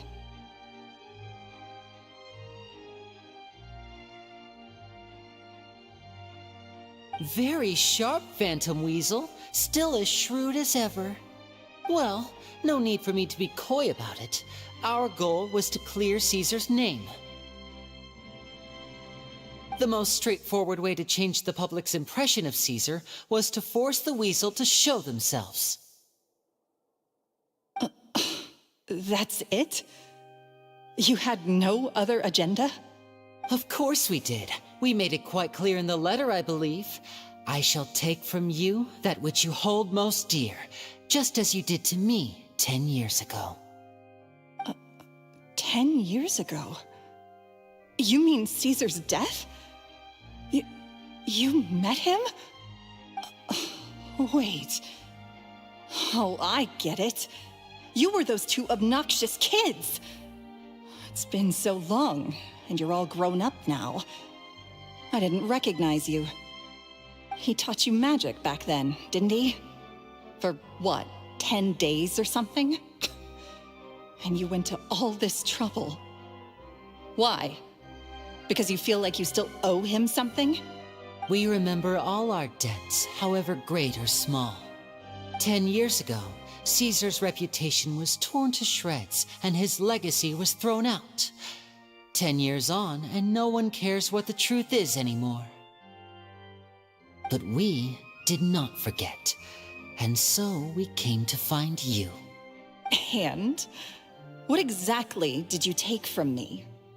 I'm still standing, as you can see. Lorenzo has admitted to everything. I'm free. Free? Do you really think so? Caesar once told me that even though the world is filled with lies and falsehoods, we must find our own truth. I think that applies to you too. Truth can take many forms. Prized possessions with nostalgic value, fervent hopes and dreams, and irreplaceable people. Life took many things from you, and those wounds never healed. When they ached unbearably in the dead of night, stealing became your way of numbing the pain. What are you trying to say? I'm saying that for the last 10 years, you've been living a rather uneventful life. Perhaps that's because you found something other than a life of crime to fill the hole? Back to Lorenzo for a second. He murdered his own master, played along with your act, and took pains to make sure any suspicion would be directed towards him. But what did he have to gain from all that? He knew who you were and the things you'd done, and despite that, he was willing to give everything up for your sake. He's the reason that you haven't felt the compulsion to steal in all these years. You're more than just accomplices in murder. You're the only real friends each other has. So I think you know, deep down, that he is the only truth you have in your life. But that truth is gone now, and I guarantee you, you'll never see it again. Congratulations on your freedom, Gemma. Your freedom will cost you dearly. From now on, you'll be all alone in a world full of lies and falsehoods. I do hope you'll be able to bear it. You've still got a long life ahead of you after all. Gather round, one and all. The time has now come for the amazing Linny to perform his final act in tonight's show. I'm sure you're all wondering what he has planned for the grand finale. Well, wonder no more, for the answer is a death-defying high-altitude escape. A high-altitude escape? I'm sure you all remember the magician Caesar. This was the very trick that led to his fatal fall, after which he was dubbed the Phantom Weasel. So we have now learned that Caesar was wrongly accused, and that the real Weasel has now confessed to their crimes. Guess that's my cue to leave. Whew. I've been practicing this one for ages now, but I'm still a little nervous. Traveler, Paimon, I hope you enjoy the rest of the show. There may be a lot of people watching tonight, but you alone are my true witnesses.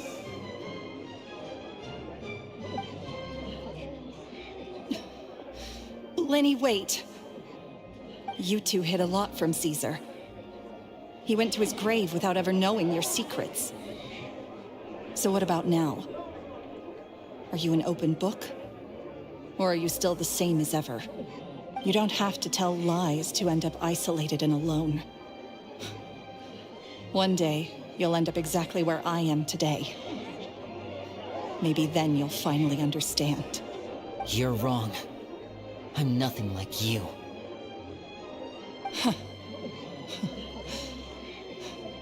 So, what are we, doing now?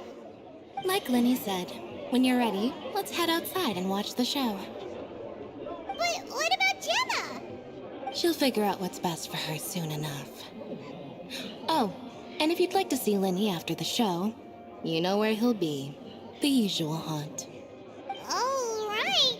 Well, let's go and watch Linny's finale then. This trick's a pretty dangerous one, but he should be able to pull it off, right?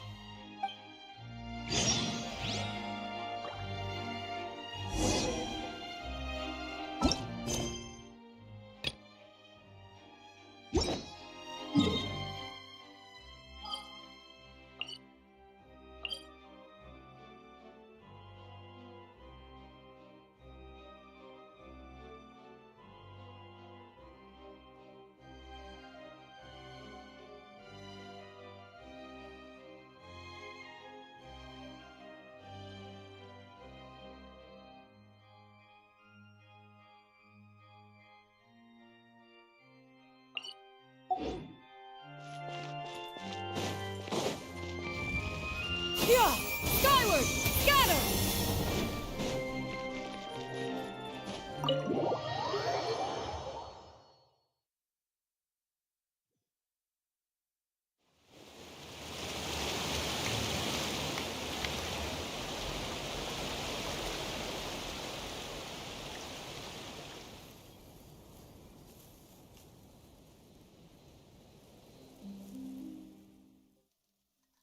Magic should be mysterious, surprising, and defy logic.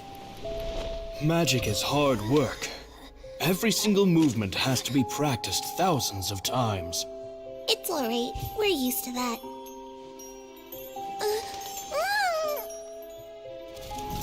We're sorry. You've taught us so much, but we can't tell you the whole truth.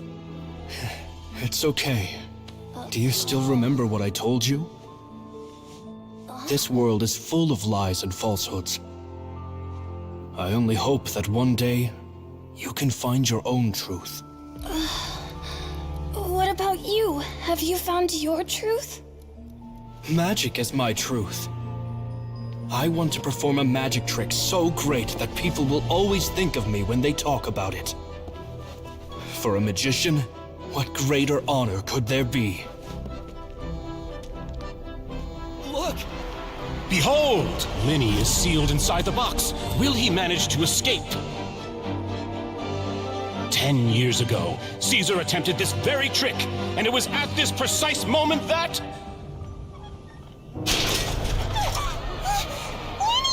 Watch out!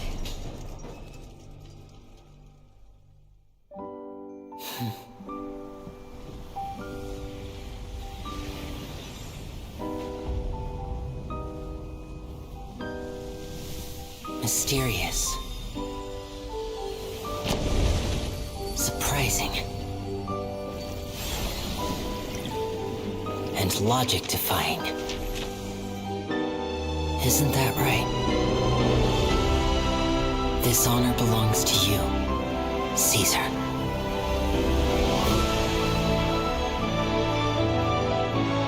I'm just sorry it's a little late.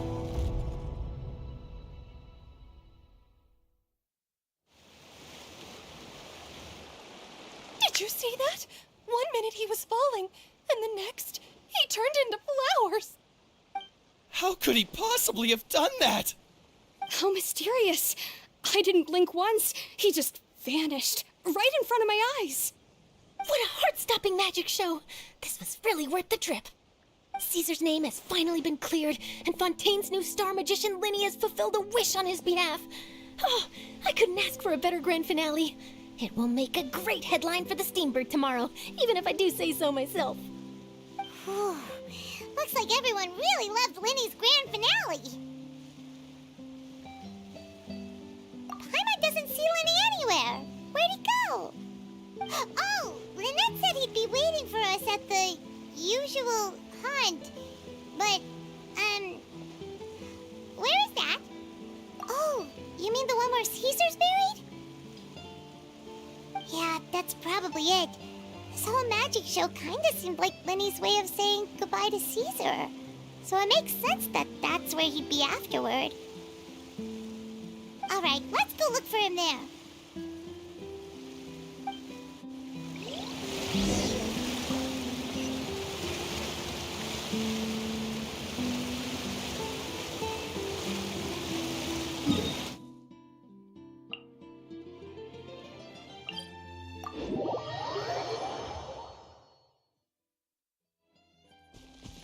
Yeah!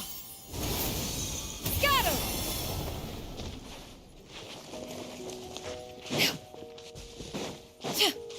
Yeah! Skyward! Got him!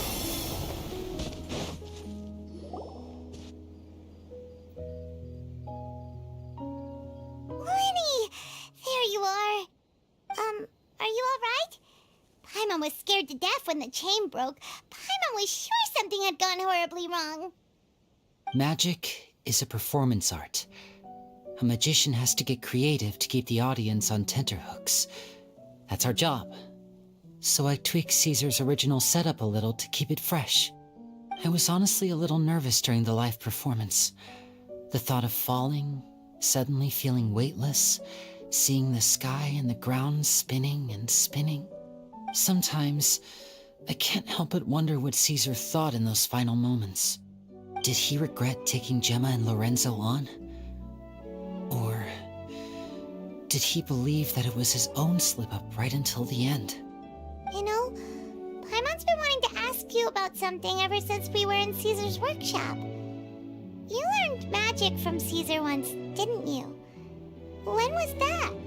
After I joined the House of the Hearth. To be honest, Lynette and I had an agenda when we approached him. I told you about my past before, remember? As a young boy, I survived by secretly learning magic from street performers. I'd watch their tricks and try to figure out how they were done. But I quickly realized that observation alone could only get me so far. What I saw was the polished final performance, but the rigorous training they put in behind the scenes remained invisible to me. I needed to learn how to improve my sleight of hand, hone my misdirection skills, and make niftier props. We were gifted enough that we'd made some progress by ourselves, but without proper guidance from a professional magician, we quickly plateaued. So that's why you sought Caesar out? Yes. We figured there was no harm in asking, but it took us by surprise that he was so willing to teach us. In all, we only spent 10 short days together, but he was very good to us. By contrast, we hid so many things from him.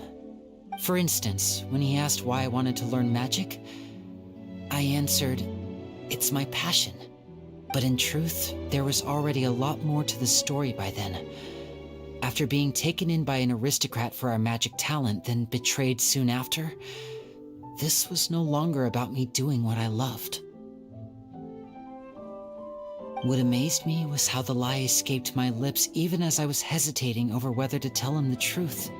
Trust is a beautiful thing. Sadly, I'd forgotten how to trust by then. Lenny. Still worried about the way I feel?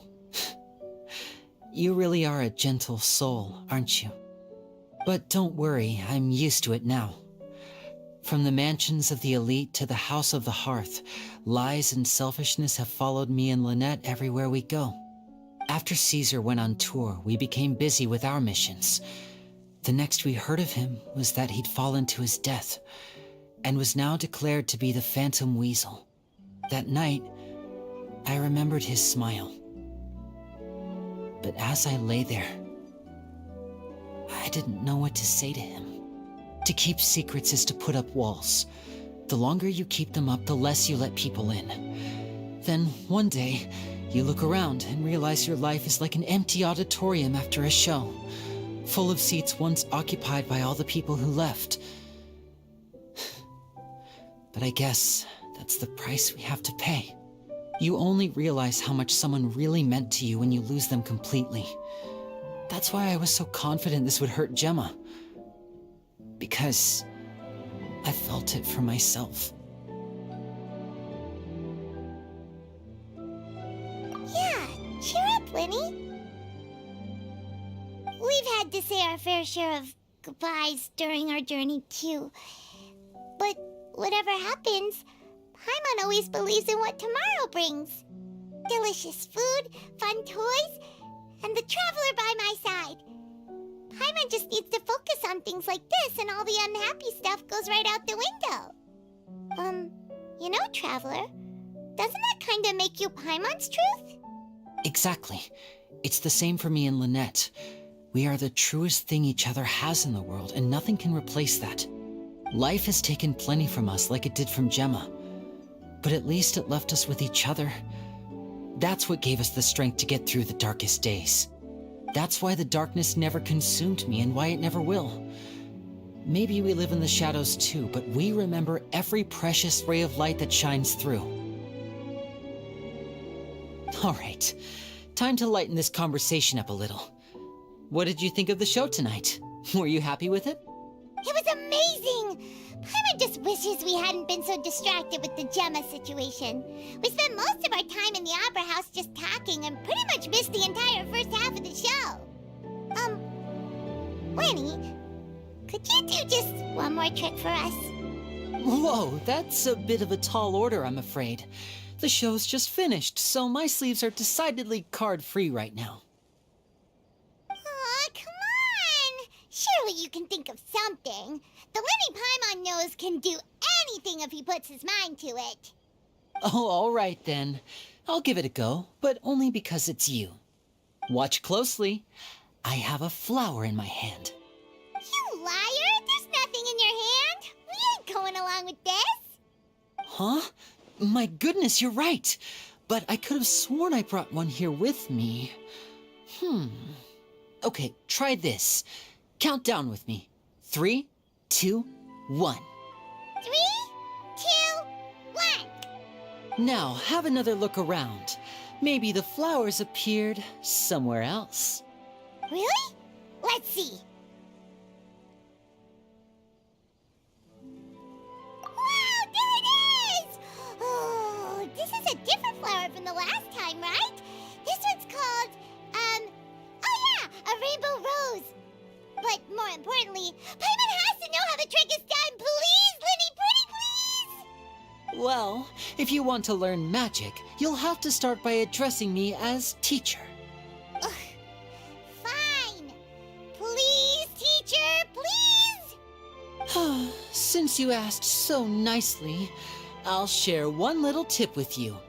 Namely, the student of magic cannot solely rely on others being prepared to reveal their secrets. You have to observe, think, and find the answers for yourself. Is that it? Look at the time. We shouldn't linger here too long. Thanks again for coming to see my show. I bid you both good night. I look forward to seeing you again. All right, fine. See ya. Shall we head back now, too? Oh, Paimon can't wait to read The Steambird tomorrow. Paimon bets Linny and Caesar will be plastered all over it. Let's head to the Steambird's offices tomorrow morning and see what we can find out.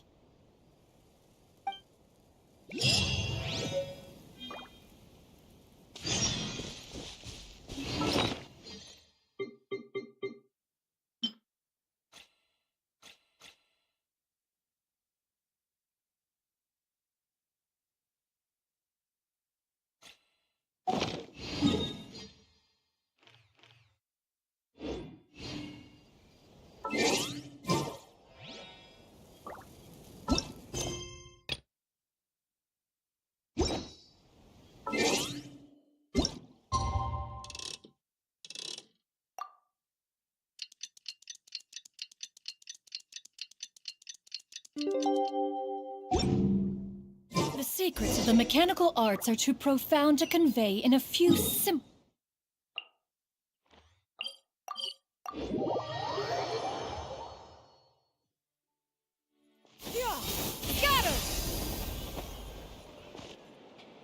I'm very sorry, Charlotte, but my sister and I are quite busy today. I'm afraid we'll have to decline this interview. Oh, please, Linny, I'll only take a moment of your time, if you would be so kind. Huh? What's happening here? I spent all night writing my piece about the Phantom Weasel, and it was going to go to print this morning. But just as dawn broke, I suddenly received news that Caesar's fiancée, Gemma, had contacted the guards and confessed to having been the real Phantom Weasel all along. That was quick. Hmm? Too late, bro. That was quick, you say? It sounds like I've got some catching up to do. Please, fill me in. Whoops. Aha! My instincts did not lead me astray. You do have something to hide. Gemma turning herself in must have something to do with Linny's performance last night. Maybe watching my high-altitude escape trick reminded her of a better time with Caesar, and she could no longer ignore the voice of her conscience. Huh. Okay, then. Wait, no, there must be more to it. If that's all it took for her to have a change of heart, how did it take her 10 whole years? Well...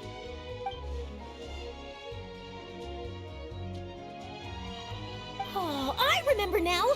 You and Gemma were nowhere to be found after the show. What happened between you?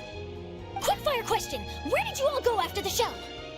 Oh, we went to the cemetery and Linny did a private magic trick just for us. Actually, glad you mentioned it, because that reminds Paimon, guess what? Linny started using rainbow roses in his tricks. What? I don't recall ever having received a rainbow rose from you myself. Is this supposed to mean that they're more important to you than your own sister? No, I just, What now? Oh, did Paimon say something wrong again? This is getting pretty awkward. What do we do, Traveler? Seems like this interview wasn't meant to be. Well, never mind. There's always next time. Forgive my persistence, but when there's explosive news waiting to be found, I can't turn away. The news about Gemma has already made waves, and I'll stop at nothing to get to the bottom of it all. Apparently, one of the things she said to the guards was that her final wish is to see Lorenzo one last time. Ah, there's clearly a web of complicated relationships there. Can't blame me for being curious. All right, I guess I'll leave you to continue the rest of your conversation in peace. Bye for now.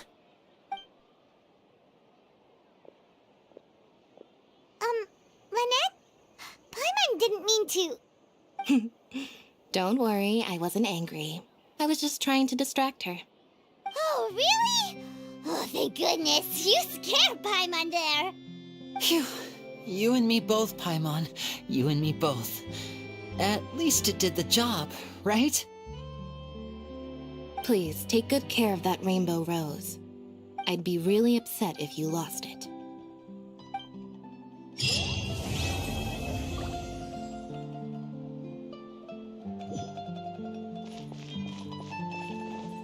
Yeah! Scatter! Skyward!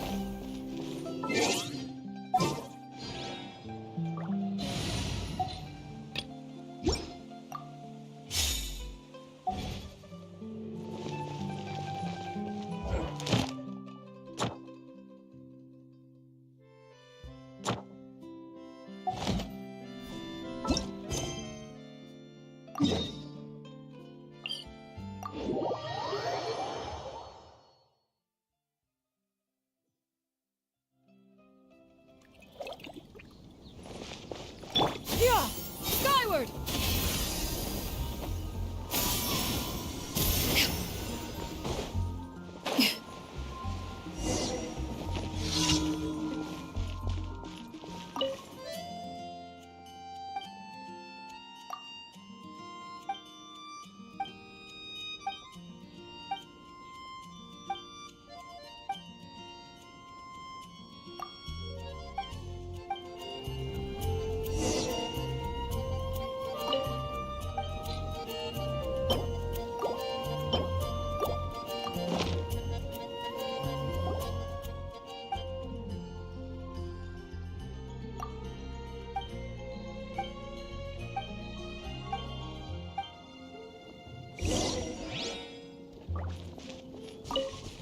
Yeah!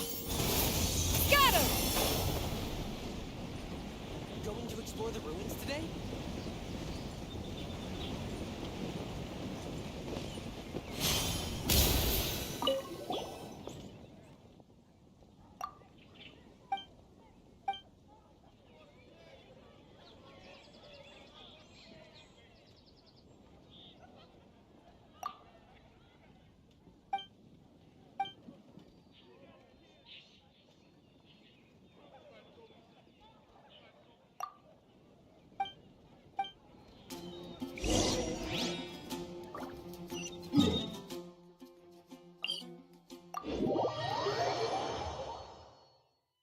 Yeah!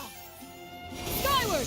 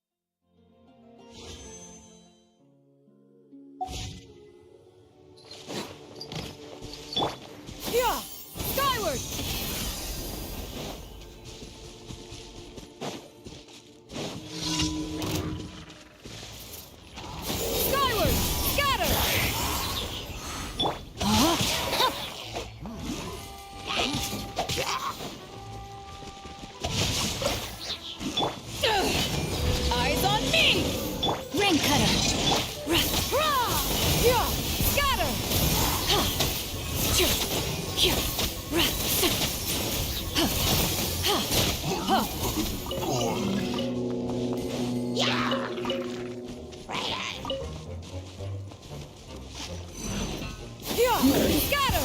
Skyward!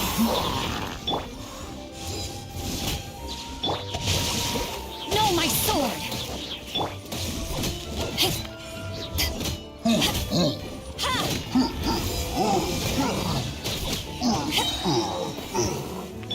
Yeah! Scatter!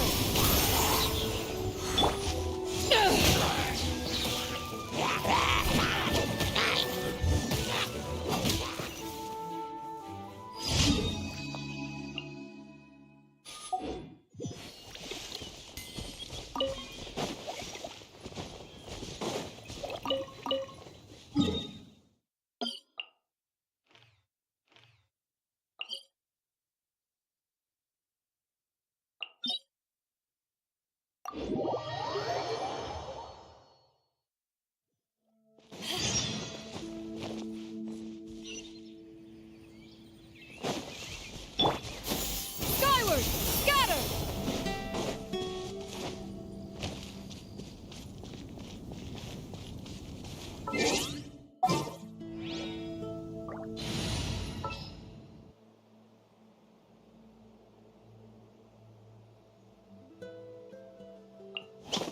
Gonna be epic! Scatter! I'm going in! Power that ended Haishan!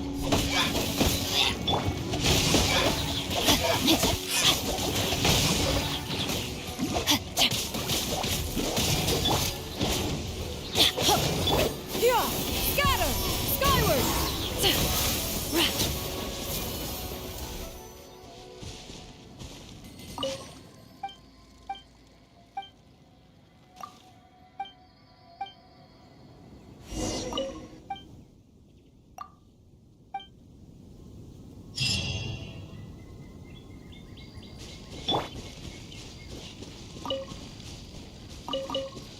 Off we go!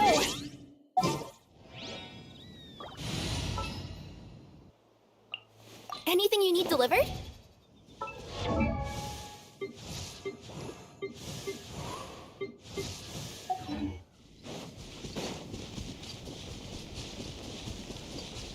Yeah! Scatter!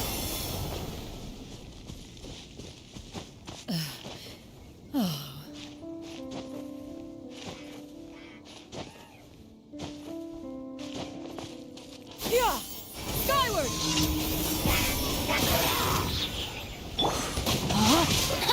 Witness the power of Guhua! Know my sword!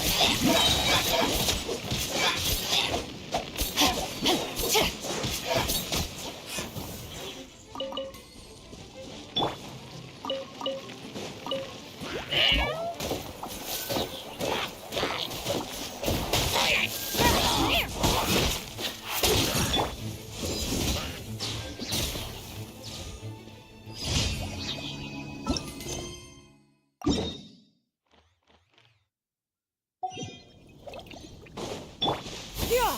Skyward! Scatter!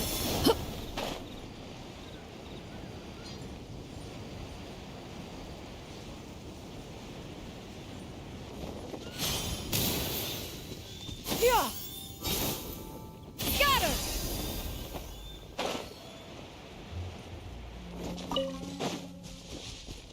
Yeah!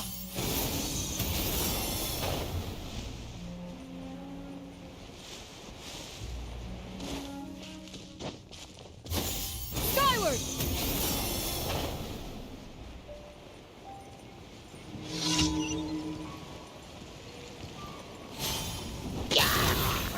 Yeah!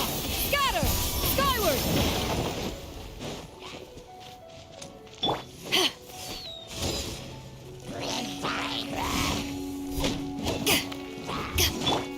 Yeah! Scatter! Skyward!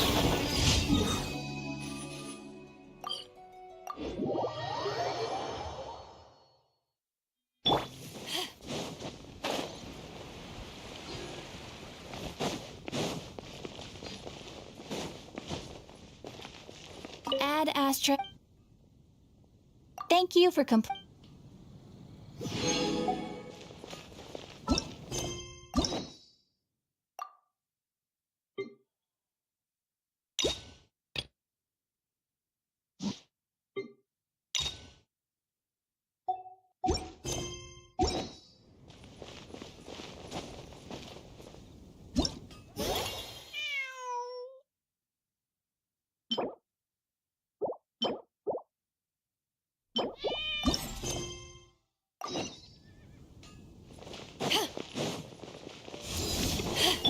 Yeah!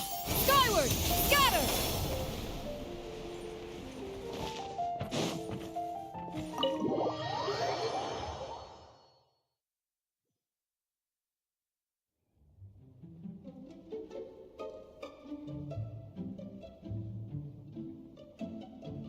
Oh, it's just a regular house. Gotta say, Paimon was expecting something a little bigger with Fortress in the name and everything. This was the biggest space I could find in the city over the past few weeks. The rent is cheap, so that's a plus. A half a year's worth of rent, along with all the Cat's Tail-inspired furnishings, only cost me a few million mora. Of course, not all of the cats will be staying indefinitely. We plan to offer some of the healthy ones up for adoption. As long as the new future owners prove capable and the cat seems like a good fit, they're welcome to take their new pet back to a loving home. This location is definitely good enough. We could even expand the business one day and start sheltering stray dogs, foxes, or even squirrels. When that day comes, though, I'll probably have to think of a different name. Maybe the Furball and Friends Fortress would be a better fit.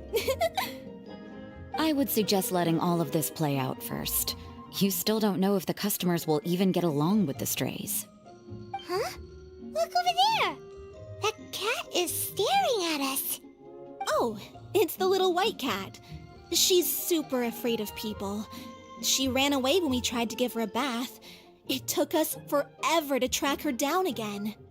She looks so soft and clean, and her fur is so white and fluffy, just like fresh fallen snow. Wait! Ooh, those are some good names, Traveler, but Paimon thinks she likes Snowball best. Here, kitty kitty! That's it, Snowball! Good kitty! That's a good kitty! It's been, what, a minute? And you already got the cat to listen to you! Did you see that, Miss Rosaria? She's practically a miracle worker! You really are a cat whisperer. That was nothing! They may be strays, but as long as you give them a good name and call them with love, you're sure to gain their trust eventually. First things first, though, you gotta pay attention to the way you interact with them. How should Paimon put it? Basically, it all comes down to your demeanor. For example, you can't just stand there trembling in fear, Valerina. If you're afraid, the cats are sure to become afraid as well. As for you, Rosaria, you might want to keep an eye on your, facial expressions. These poor creatures, picked up off the streets, given a name, and they now have a loving home. Fate is kind to even the lost souls who have wandered astray. This city really has brought peace and happiness to us all.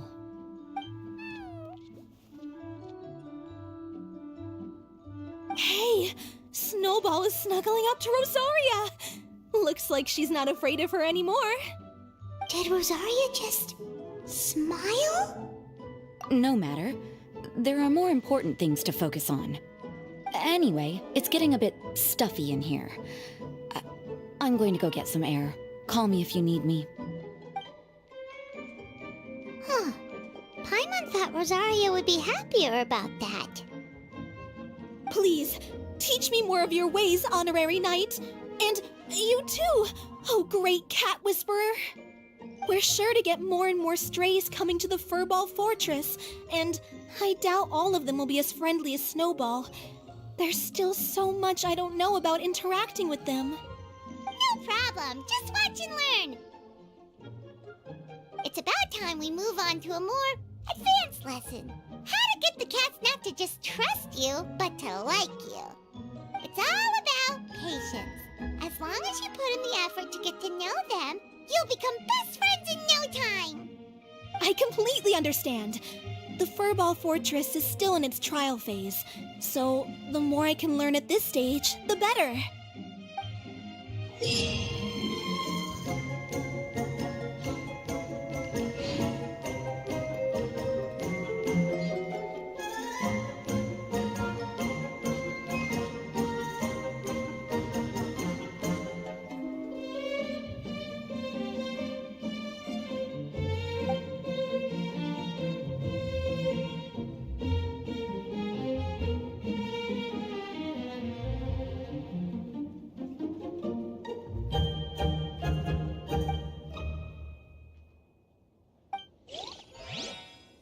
Peace prevails throughout the land, and all things are made new, as buds in the spring. This is an auspicious era for humanity.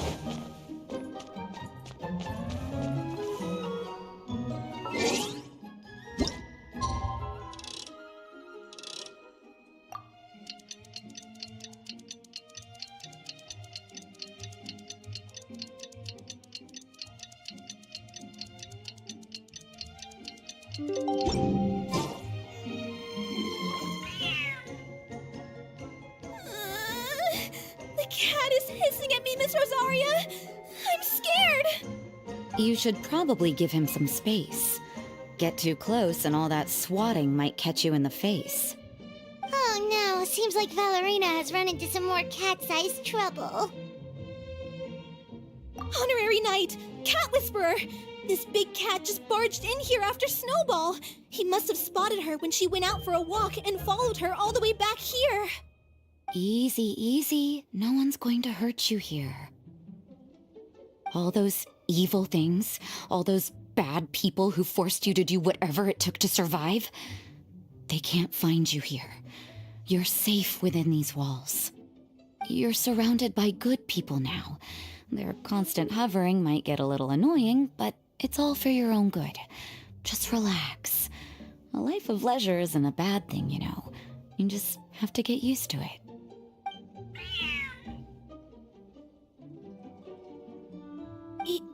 He understood all that? Looks like it worked. Smart cat.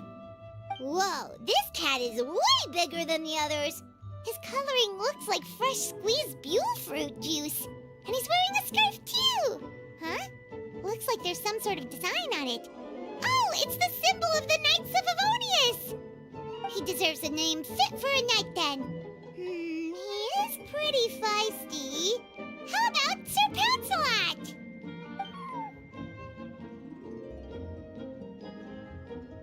You really do have a way with cats. He looks way more at ease now. Paimon thinks you deserve to take the credit this time. Sir Pouncelot seemed to calm down right after everything you said to him. It doesn't matter to me either way. Although, the fact that they're cute doesn't hurt. Let Paimon show you how to put Sir Pouncelot completely at ease. Paimon just needs to work a bit more of her magic and he'll be as happy as can be.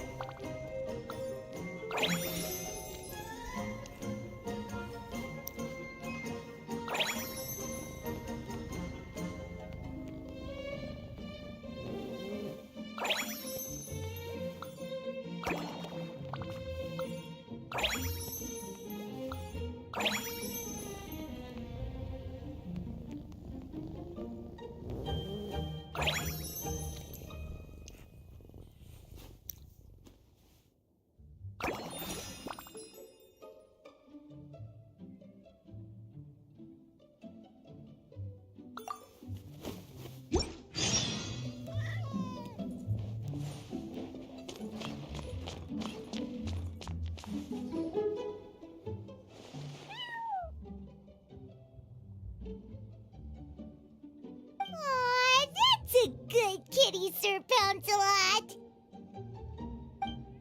You better be on your best behavior from now on, okay? Don't go causing trouble now. Paimon knows you're a sweet, happy little cat. You'll get along with everyone just fine. He's so adorable.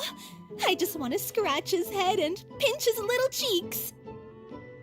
He does have a certain endearing quality about him. When he's not causing trouble, that is. I wonder how he got that injury around his eye. The traces of restorative potion indicate that Sir Pouncelot should be in the vicinity. Huh? Oh, it's the traveler Paimon and Sister Rosaria. And you must be an adventurer. I don't believe we've met. It appears Sir Pouncelot has taken quite the liking to you. Albedo! It's been such a long time! It's super great to see you! But are you sure you're in the right place? I'm assuming the captain of the investigation team is here for some important reason. Captain? He's a captain of the Knights of Favonius? An important officer just showed up without warning. And I don't even have any refreshments or snacks to offer. Please, allow me to explain, sir. I assure you, this shelter is operating under a legitimate business license. All proper procedures have been followed.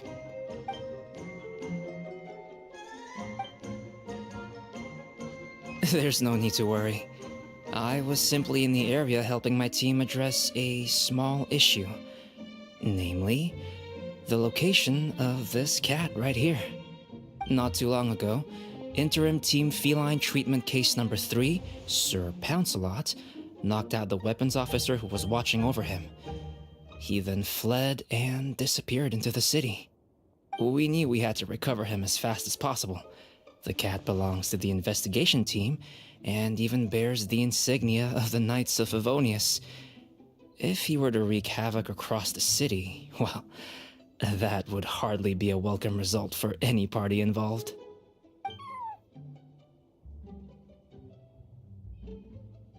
You're saying Sir Pouncelot is capable of knocking out a knight? And what's with all those official-sounding titles you added to his name? Interim treatment case something or other? Is there something else you're not telling us? Well, I suppose I should explain. 2 months ago, Sir Pouncelot got lost in the wild and accidentally ingested whopperflower nectar. Due to certain effects that are not entirely understood as of yet, the nectar caused him to triple in size. Triple?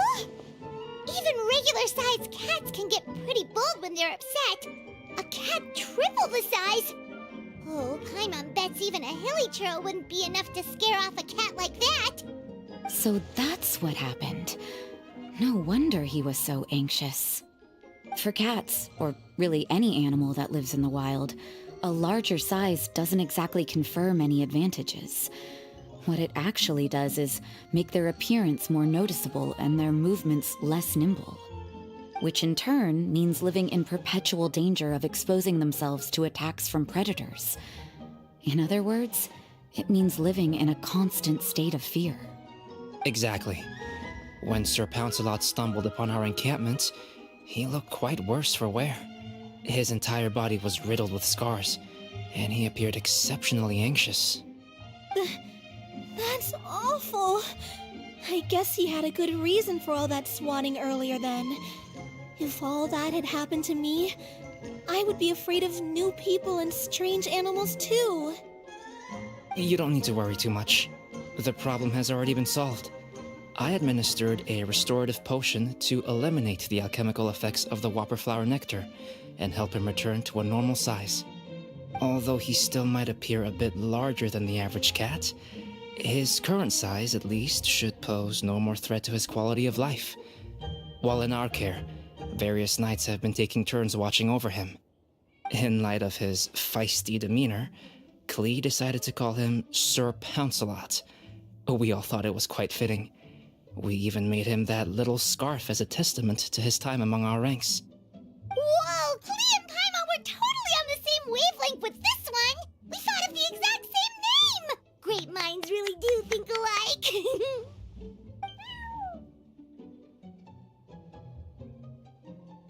Sir Pouncelot's extreme level of anxiety and caution around people may be a result of residual trauma from the time of his transformation. You could say he was less than friendly towards the weapons and signals officers on our team. Klee wasn't around that much to entertain him either. However, it appears Sir Pouncelot has taken quite the liking to you. The knights on my team would never have imagined that he could warm up to people like this. Well, they are our dear cat saviors after all. The famed honorary knight and Paimon the Cat Whisperer. No matter how feisty or frightening the cat, after a few minutes with the Traveler and Paimon, they'll be as sweet as can be. If that's the case, then I have a question for you both. Would you be willing to adopt Sir Pouncelot? Wait, really? But doesn't he belong to your team? Well, we did take him in, but it was simply out of necessity.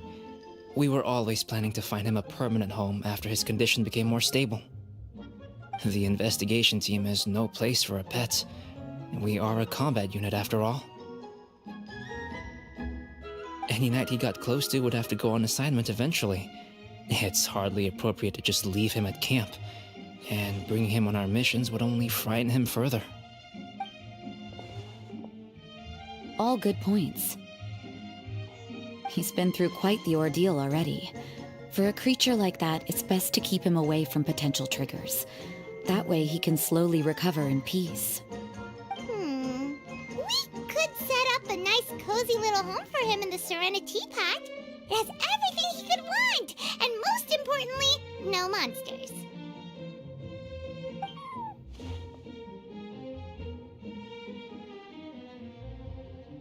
Thank you so much, Albedo! Oh, no need to thank me. If you find yourselves with some time on your hands, maybe you can bring him by the encampment sometime. I'm sure my fellow knights would love a chance to see his calmer side. That was so touching! I can't believe I got to witness such a special moment! I do believe this counts as the Furball Fortress's first successful adoption! Hey, my veil is not a handkerchief. It appears you enjoy interacting with small animals, Sister Rosaria. I must admit, I find that a bit surprising. Paimon can also sense that you're an animal lover, Rosaria. You definitely have a way with cats. You just haven't realized it yet. After all, it's not a side of you that comes out very often. Snowball warmed up to you right from the start, and you were the one that helped Sir Pouncelot calm down back there. Oh, I didn't really do anything though. I was just there. Ah, I've got it! I've learned so many useful tips from our dear cat saviors recently. I've decided to extend the shelter's trial period for a bit in order to go over what I've learned. With some effort, I hope I can be a cat whisperer too one day. For now, though, I'll settle for cat whisperer in training. When I open for good, what do you say we run the shelter together, Miss Rosaria? With the two of us, we could rescue every stray in Mondstadt. The sister and the whisperer working together. Almost sounds like it was meant to be. Oh, well, this errand hasn't proved to be too troublesome. It's light on work and stress. I suppose I wouldn't be opposed to your suggestion. I don't know much about rescuing stray animals, but this seems to be quite the milestone. Allow me to offer my congratulations. If my fellow knights run into any strays, I'll be sure to tell them to send them your way. Thank you, thank you, thank you! I really can't thank you all enough for your support. Don't worry, there's a generous reward in store for each and every one of you. The trial phase of the Furball Fortress could not have been more successful. When we open for good, you all simply must come to the opening ceremony. We'll cut the ribbon together. Now that's what Paimon calls a successful commission, rewarding in more ways than one. Mora, a sense of accomplishment, and of course, our special friend Sir Pouncelot! Talk about a win-win-win! Paimon can't wait for the Furball Fortress to open for good!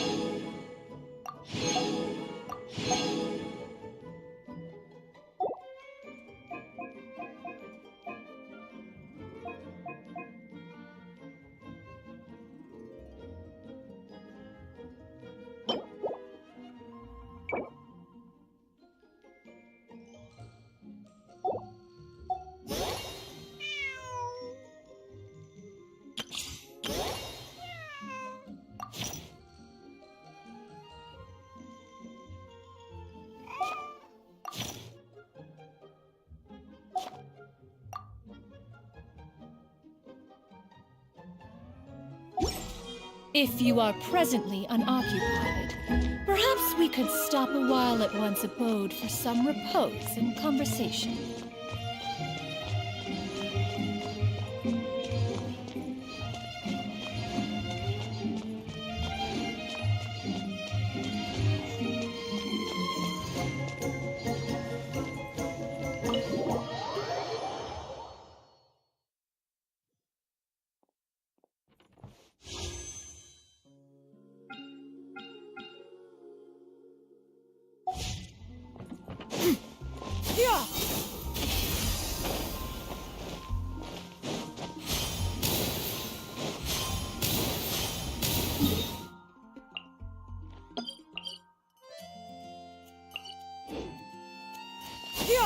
Scatter!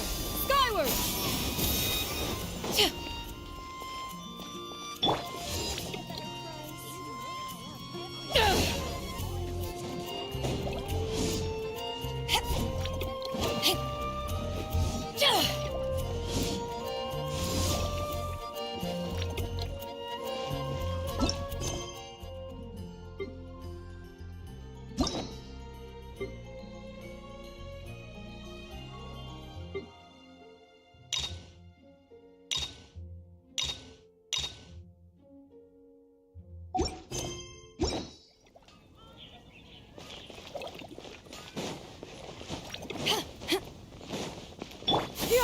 Scatter!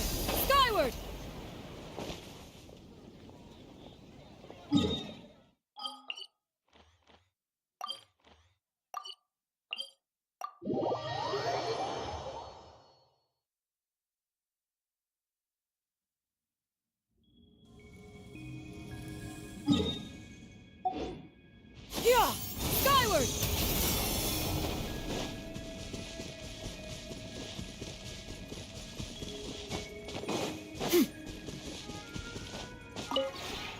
The one before. Ah.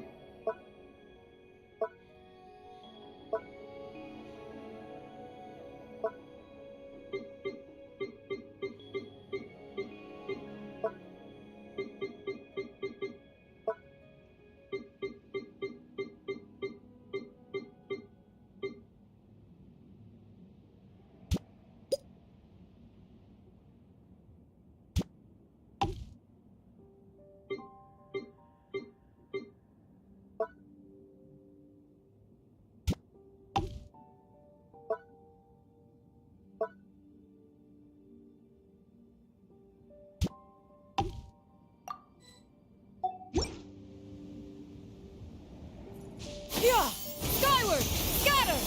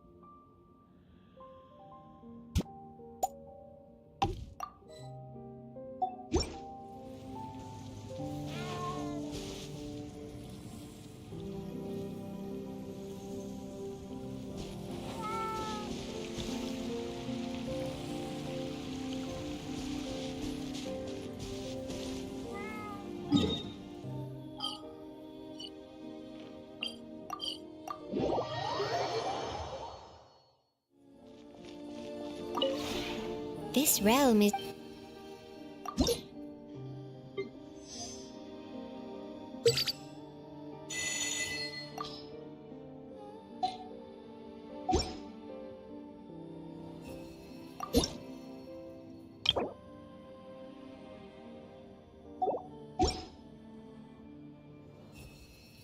If you ever have...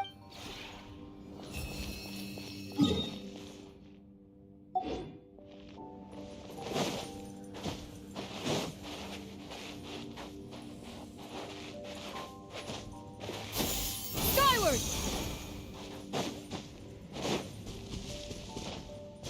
Yeah! Skyward! Scatter!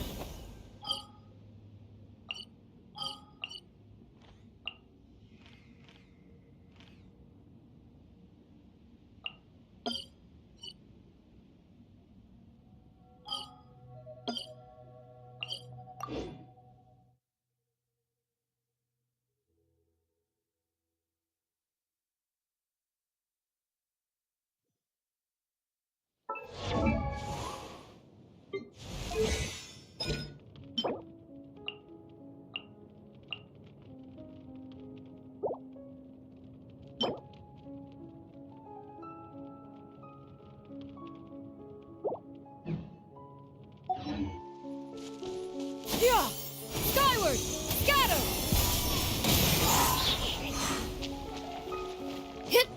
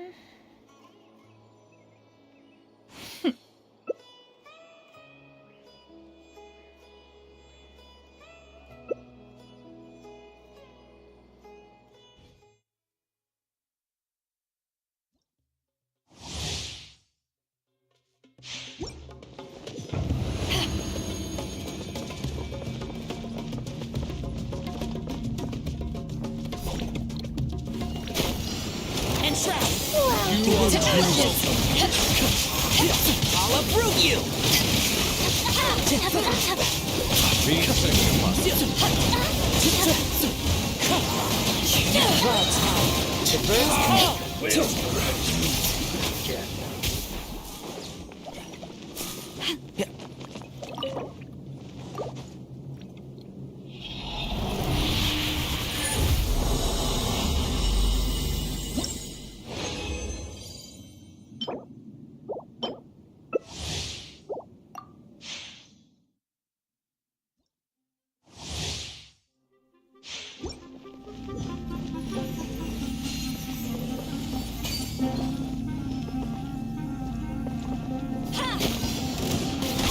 You are One with nature. I hear everything. Time to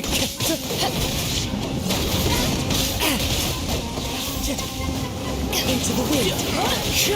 One with wind and cloud. So many regrets.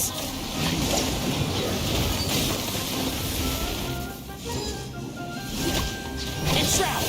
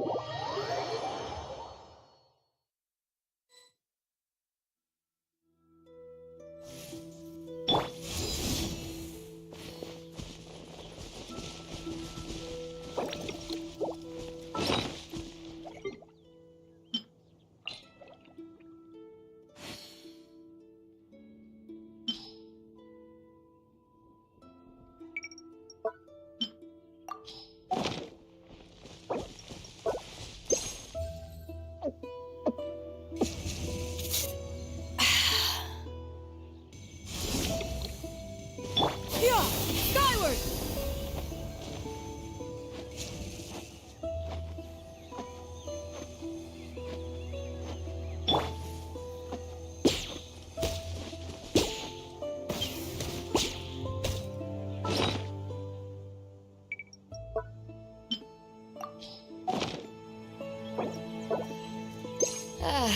Cold beer after a hard day's work. Nothing like it.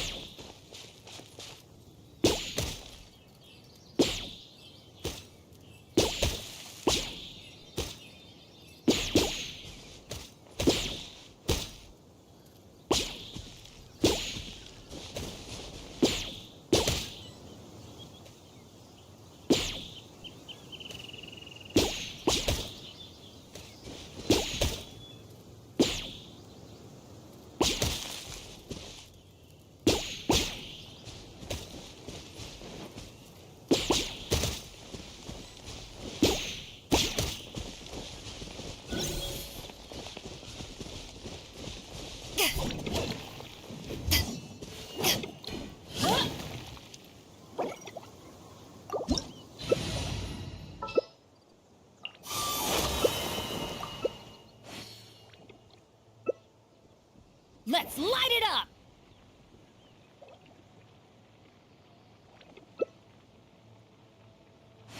I'll be back with a vengeance.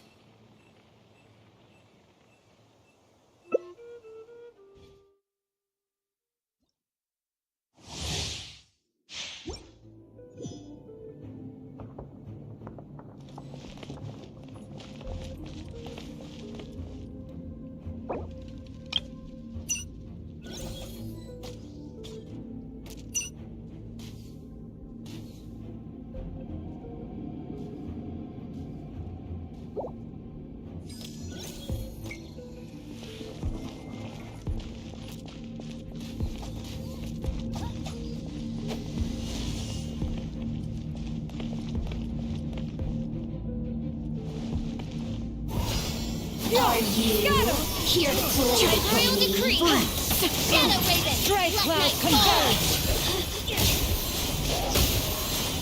Knight converge! Teamwork is teamwork! Scatter! Skyward! Let me amuse myself a little. Phantasmagoria! Seize the sky! Let me have a go.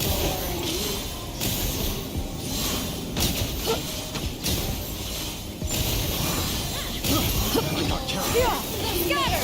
Skyward! Everybody stand back! Make way for the attackers! Go! Why do they never...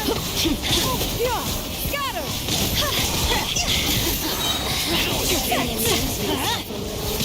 Teamwork is dreamwork! Let's light it up! Wings of darkness! Strike Cloud converge! Scatter! Just...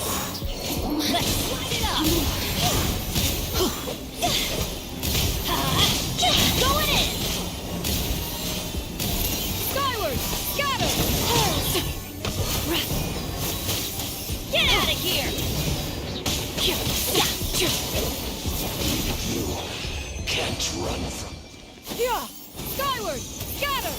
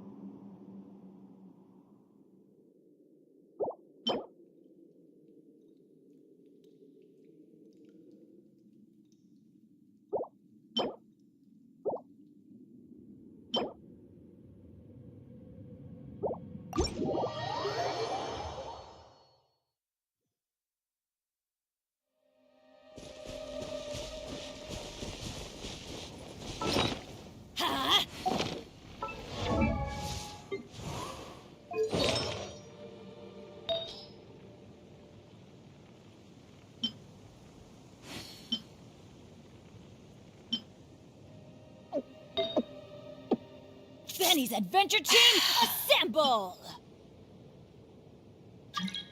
Or not.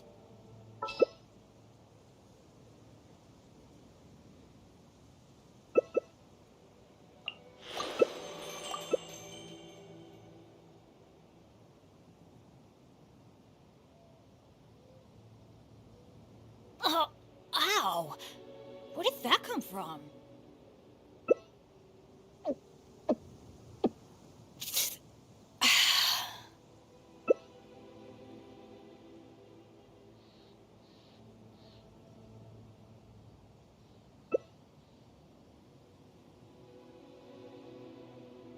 It's hard to remain on dry land.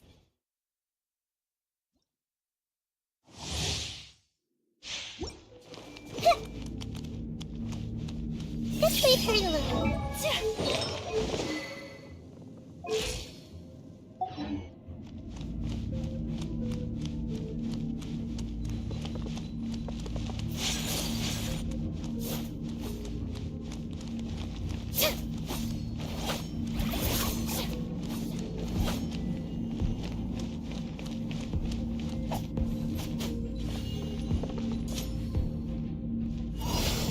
Are you here to Coming, Sakura! Sweet! Escape! Over here! Everyone hold hands.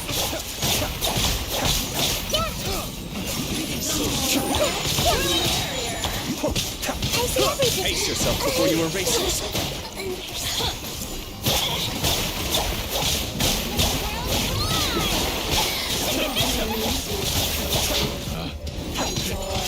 the wrong test subject. Break the ice!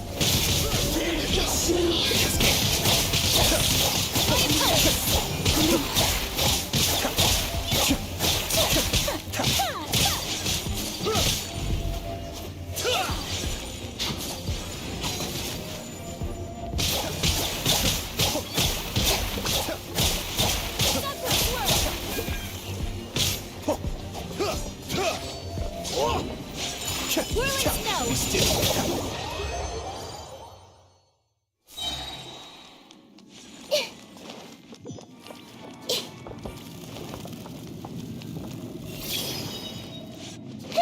May I present?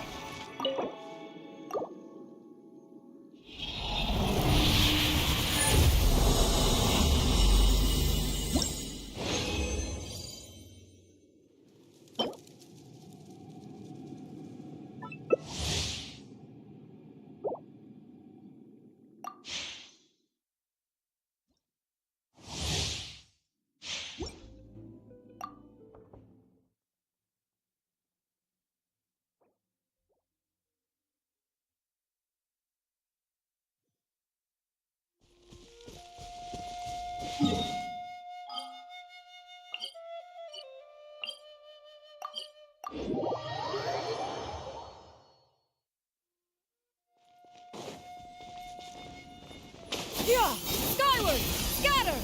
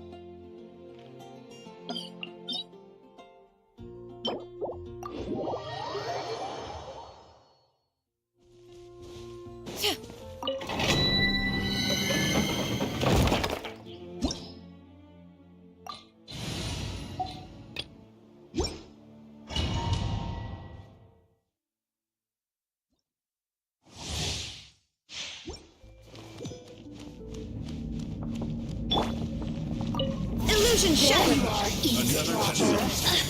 Make yourselves a home! Let me read you a verse. Rain outlines your fate. Yeah! Scatter! Skyward!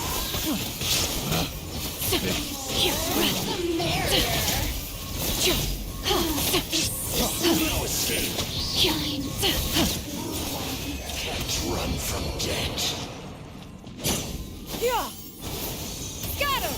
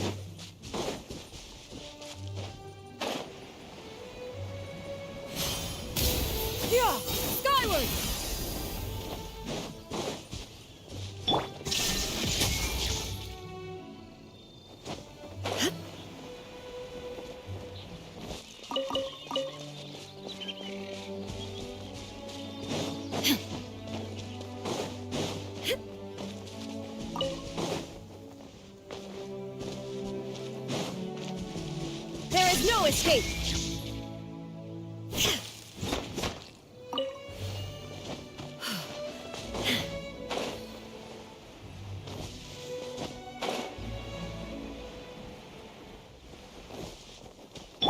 Yeah!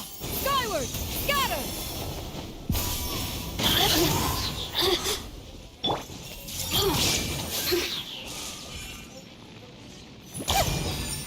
Assassins shine no longer. Body and mind.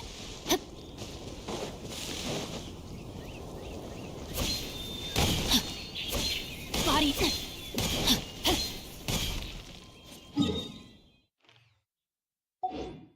Body and mind.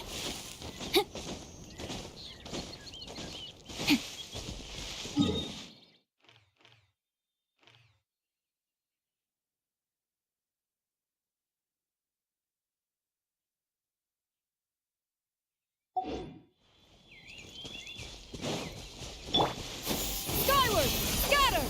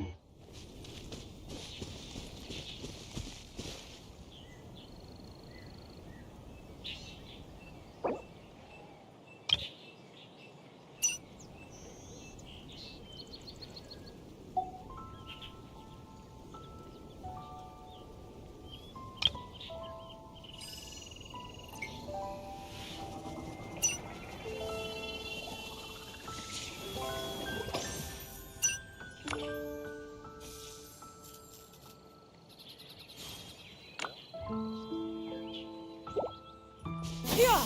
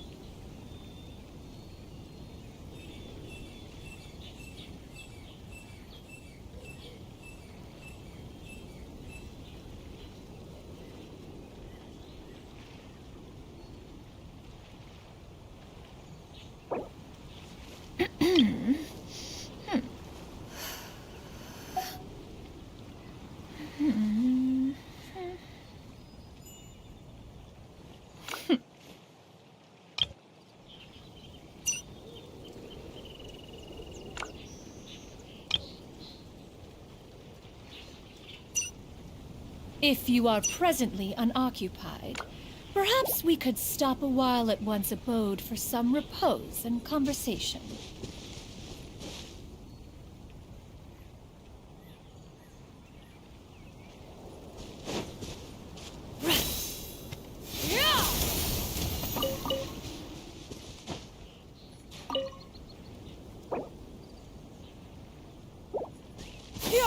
Scatter!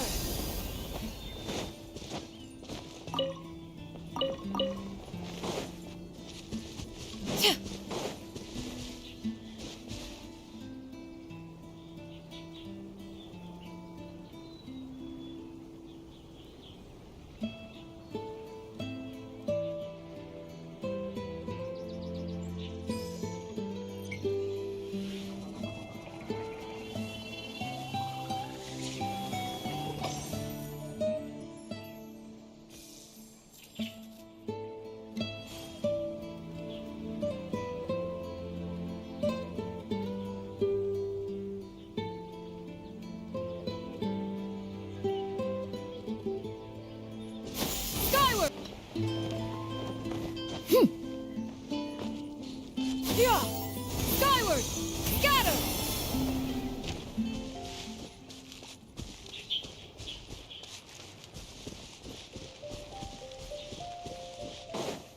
Yeah! Skyward! Scatter!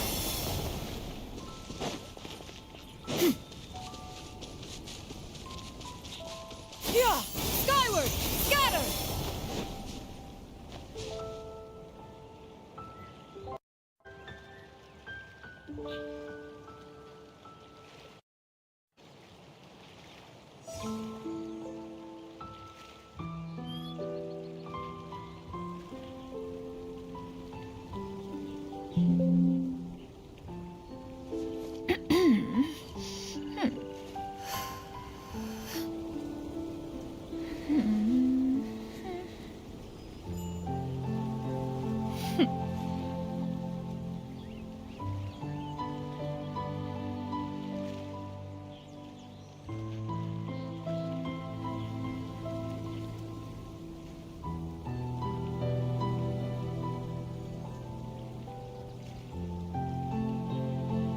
Peace prevails throughout the land, and all things are made new, as buds in the spring. This is an auspicious era for humanity. Hello hello okay I think अब ठीक है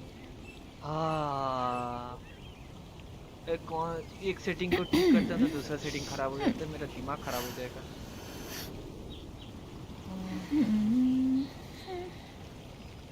I think अब हाँ ठीक है अब आ रहा है माइक तो मैं तब से पकड़ करे जा रहा हूँ without sound Okay.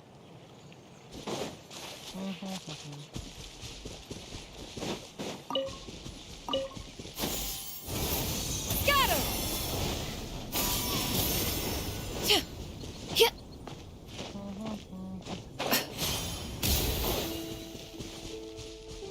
Yeah!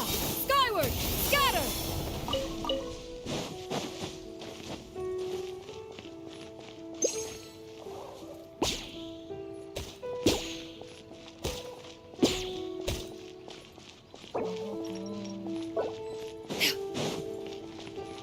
Yeah!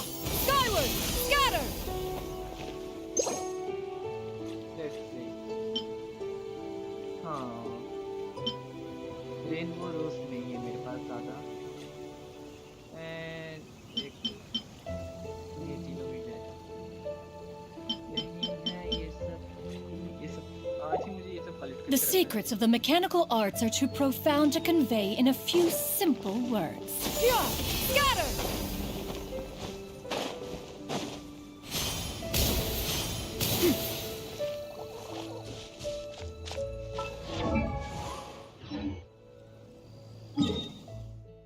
हाँ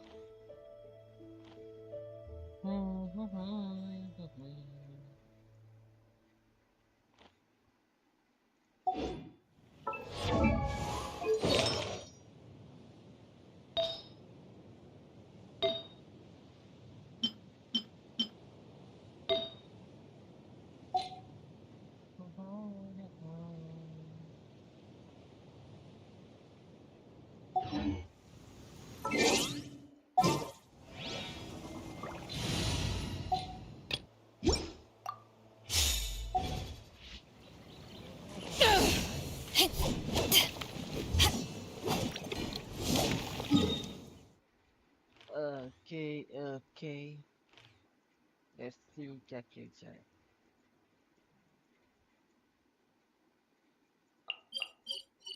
ओके मैं जब एक्टिव हूँ तो इधर आके मैं ये करूँ।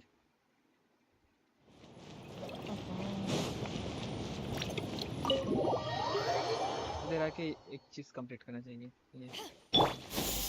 Skyward!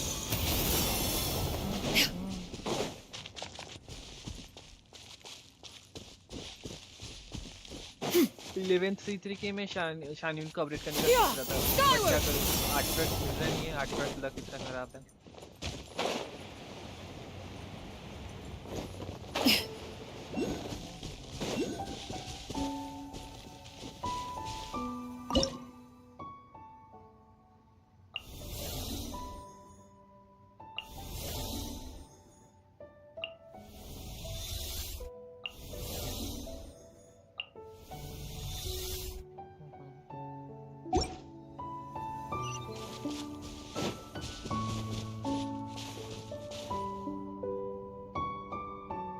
Timers.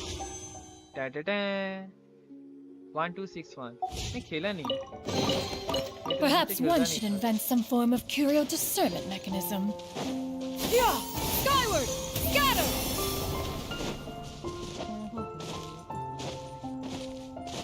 Let me see. Yeah! Scatter! Okay. ये completely नहीं हुआ। इसको फिर से अरेंज करना होगा, बड़े अरेंज करके इस्तेमाल। इतना तो सिर्फ दिखेगा भी नहीं, इसको अरेंज कैसे करूँ?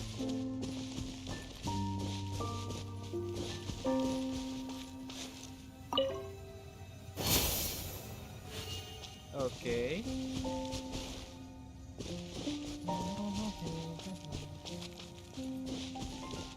हाँ हाँ हाँ हाँ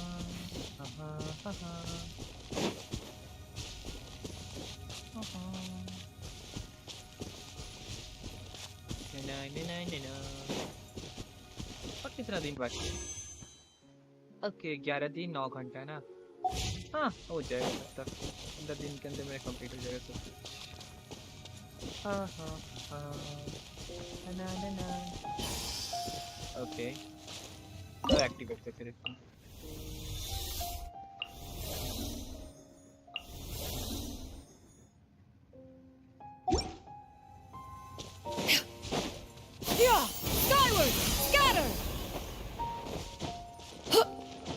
एग्जैक्टली इधर करना क्या है यही मालूम नहीं है। ये मालूम है कुछ तो करना होगा इधर, बट क्या करना होगा? ओह I think Skyward! Scatter!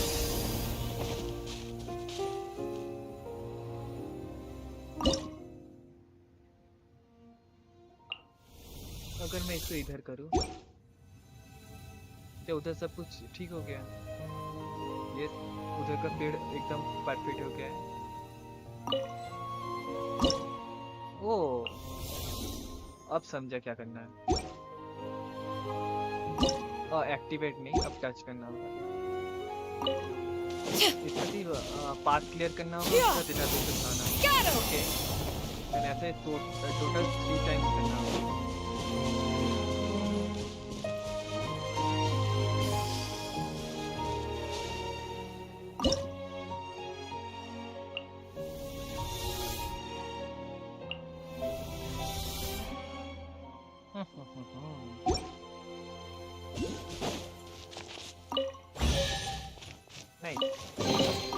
These could be salvaged for parts.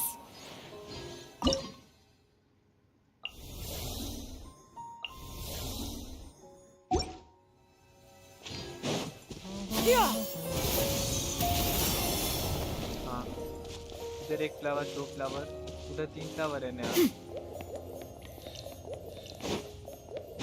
इधर एक हो गया, सेकंड आई थिंक उस साइड था ना। इधर ही होगा, इधर ही आसपास। पक्का पक्का मान लो, पक्का 100%। एंड हाँ इधर ही है। ओके इसका पत्ता इधर है Yeah! Scatter! Skyward! फ्लावर किधर है ओ फ्लावर इधर है ओके हाँ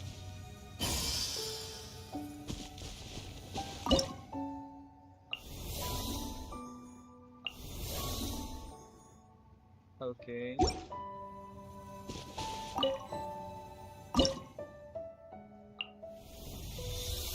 मुझे लगता नहीं इतना करना होगा बट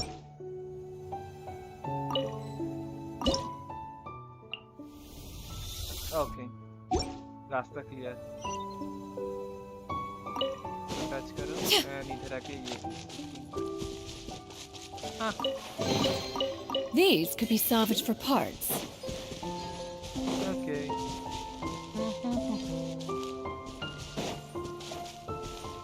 भाई साहब ये कितना स्लोली जा रहा है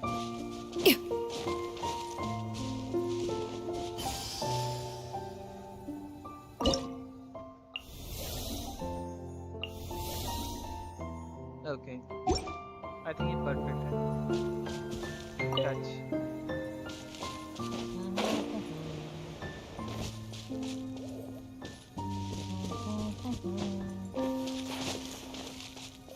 na na na na na na na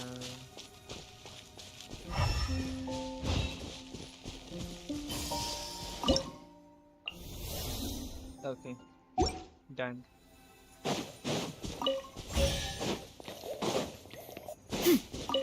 common kids What trinkets have we here? Present them for one's perusal. Scatter! I need that and ये गलत है but okay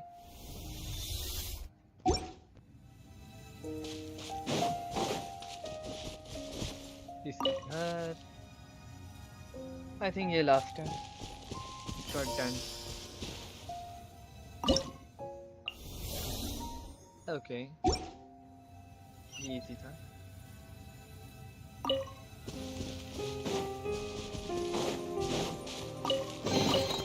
These could be salvaged for parts.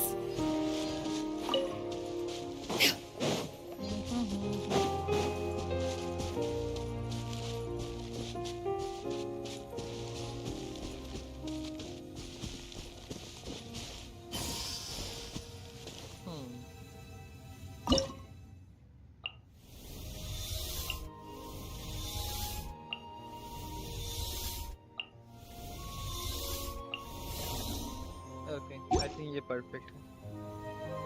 Let's go. Yeah! Skyward! Scatter! And ये last. ये मिल जाने के बाद done done done done. जल्दी जल्दी आ जाओ.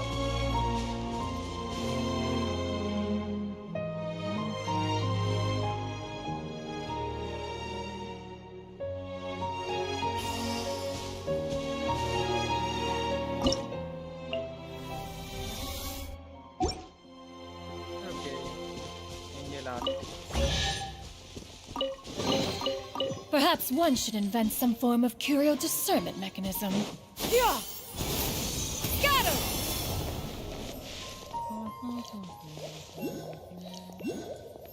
तो उधर है. Skyward! Scatter! ये ले लाइन है ना?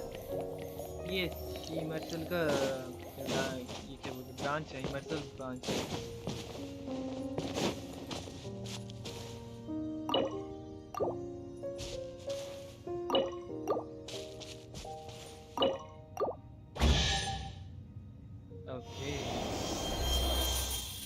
Maybe start.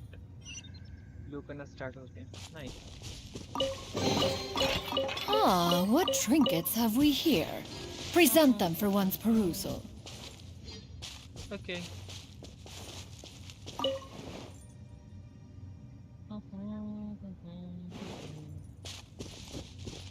Yeah! Skyward!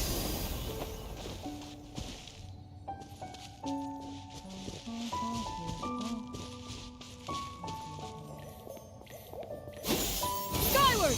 Scatter!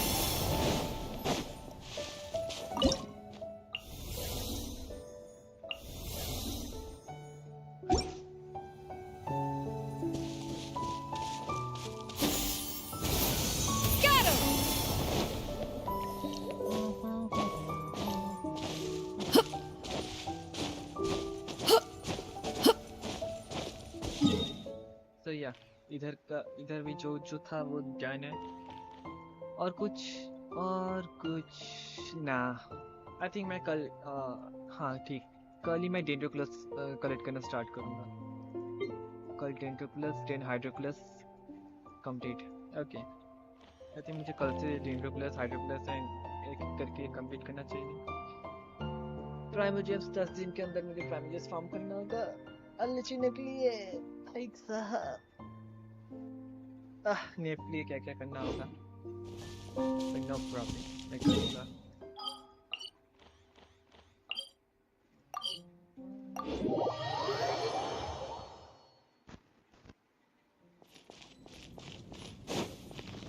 Yeah! Skyward! Scatter!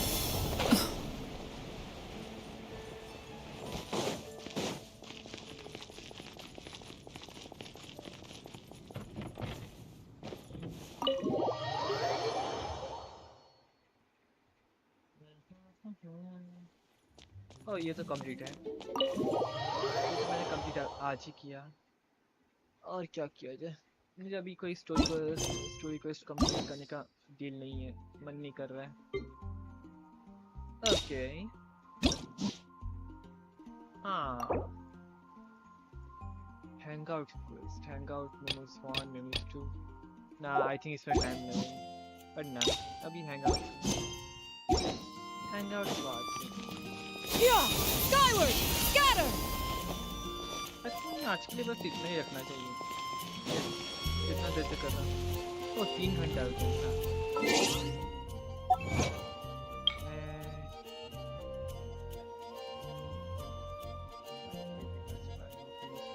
Okay, मुझे मालूम नहीं था, मैं उतना देखा नहीं, बढ़िया। ओके चलो मैं इसको कंप्लीट करने के बाद बंद करता हूँ। ना 16 डिश ना, ओके क्रैप होगा नहीं, ये भी नहीं होगा। 30 हाँ ये हो जाएगा, हम लोग का केक बन जाएगा। ओके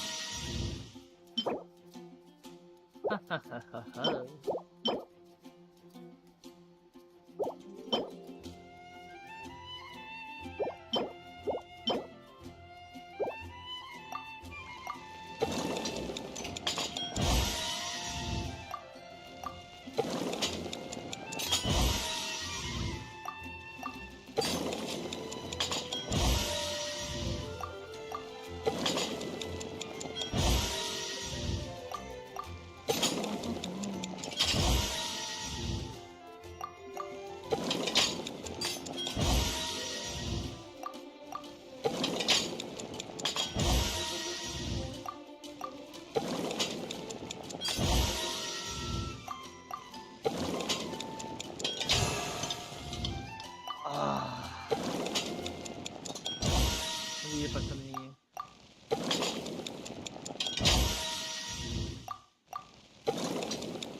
बारह 13 14 और ये लास्ट 10 एंड आई थिंक ये ये तो कंप्लीट है।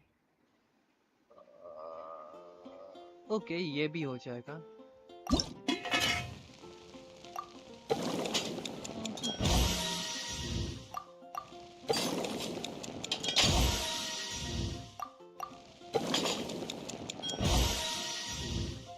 Wait a sec.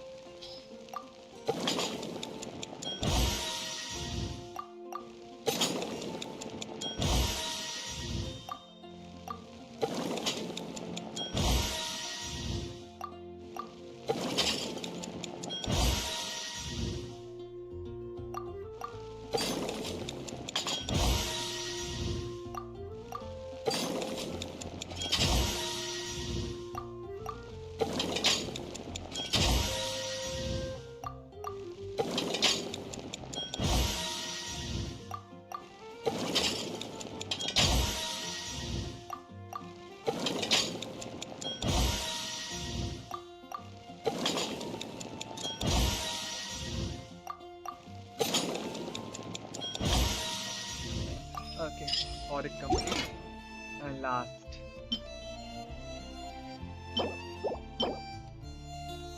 Okay I think मैं इसको कंप्लीट कर सकता हूँ। मुझे सिर्फ जैम चाहिए। कितना 4 11 जैम चाहिए मैं। एंड मेरे पास सुगर मिल गई। ओके मैं जैम खरीद ही लेता हूँ। तो मेरे पास टाइम नहीं है। ओह जैम इधर नहीं मिलता है। Skyward!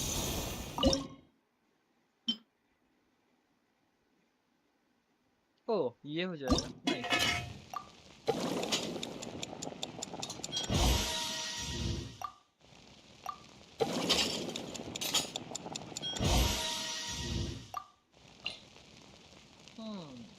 Makes a special dish. तो ये इसका फेवरेट डिश है। Okay I think so. Character को अरे दे दे एक स्पेशल।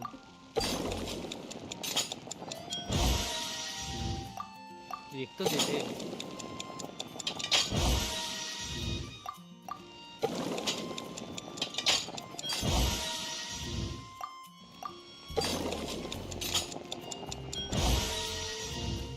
ओके एक स्पेशल मिल गया।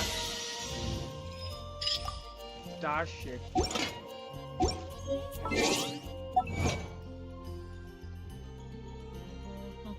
किधर है? Nice nice nice nice nice. Star shape 100% और एक। ये तो मैं स्लोली कर रहा हूँ। मैं चलता। Okay bye bye. मैं अभी स्ट्रीम बंद कर दूंगा। और क्या बाकी है?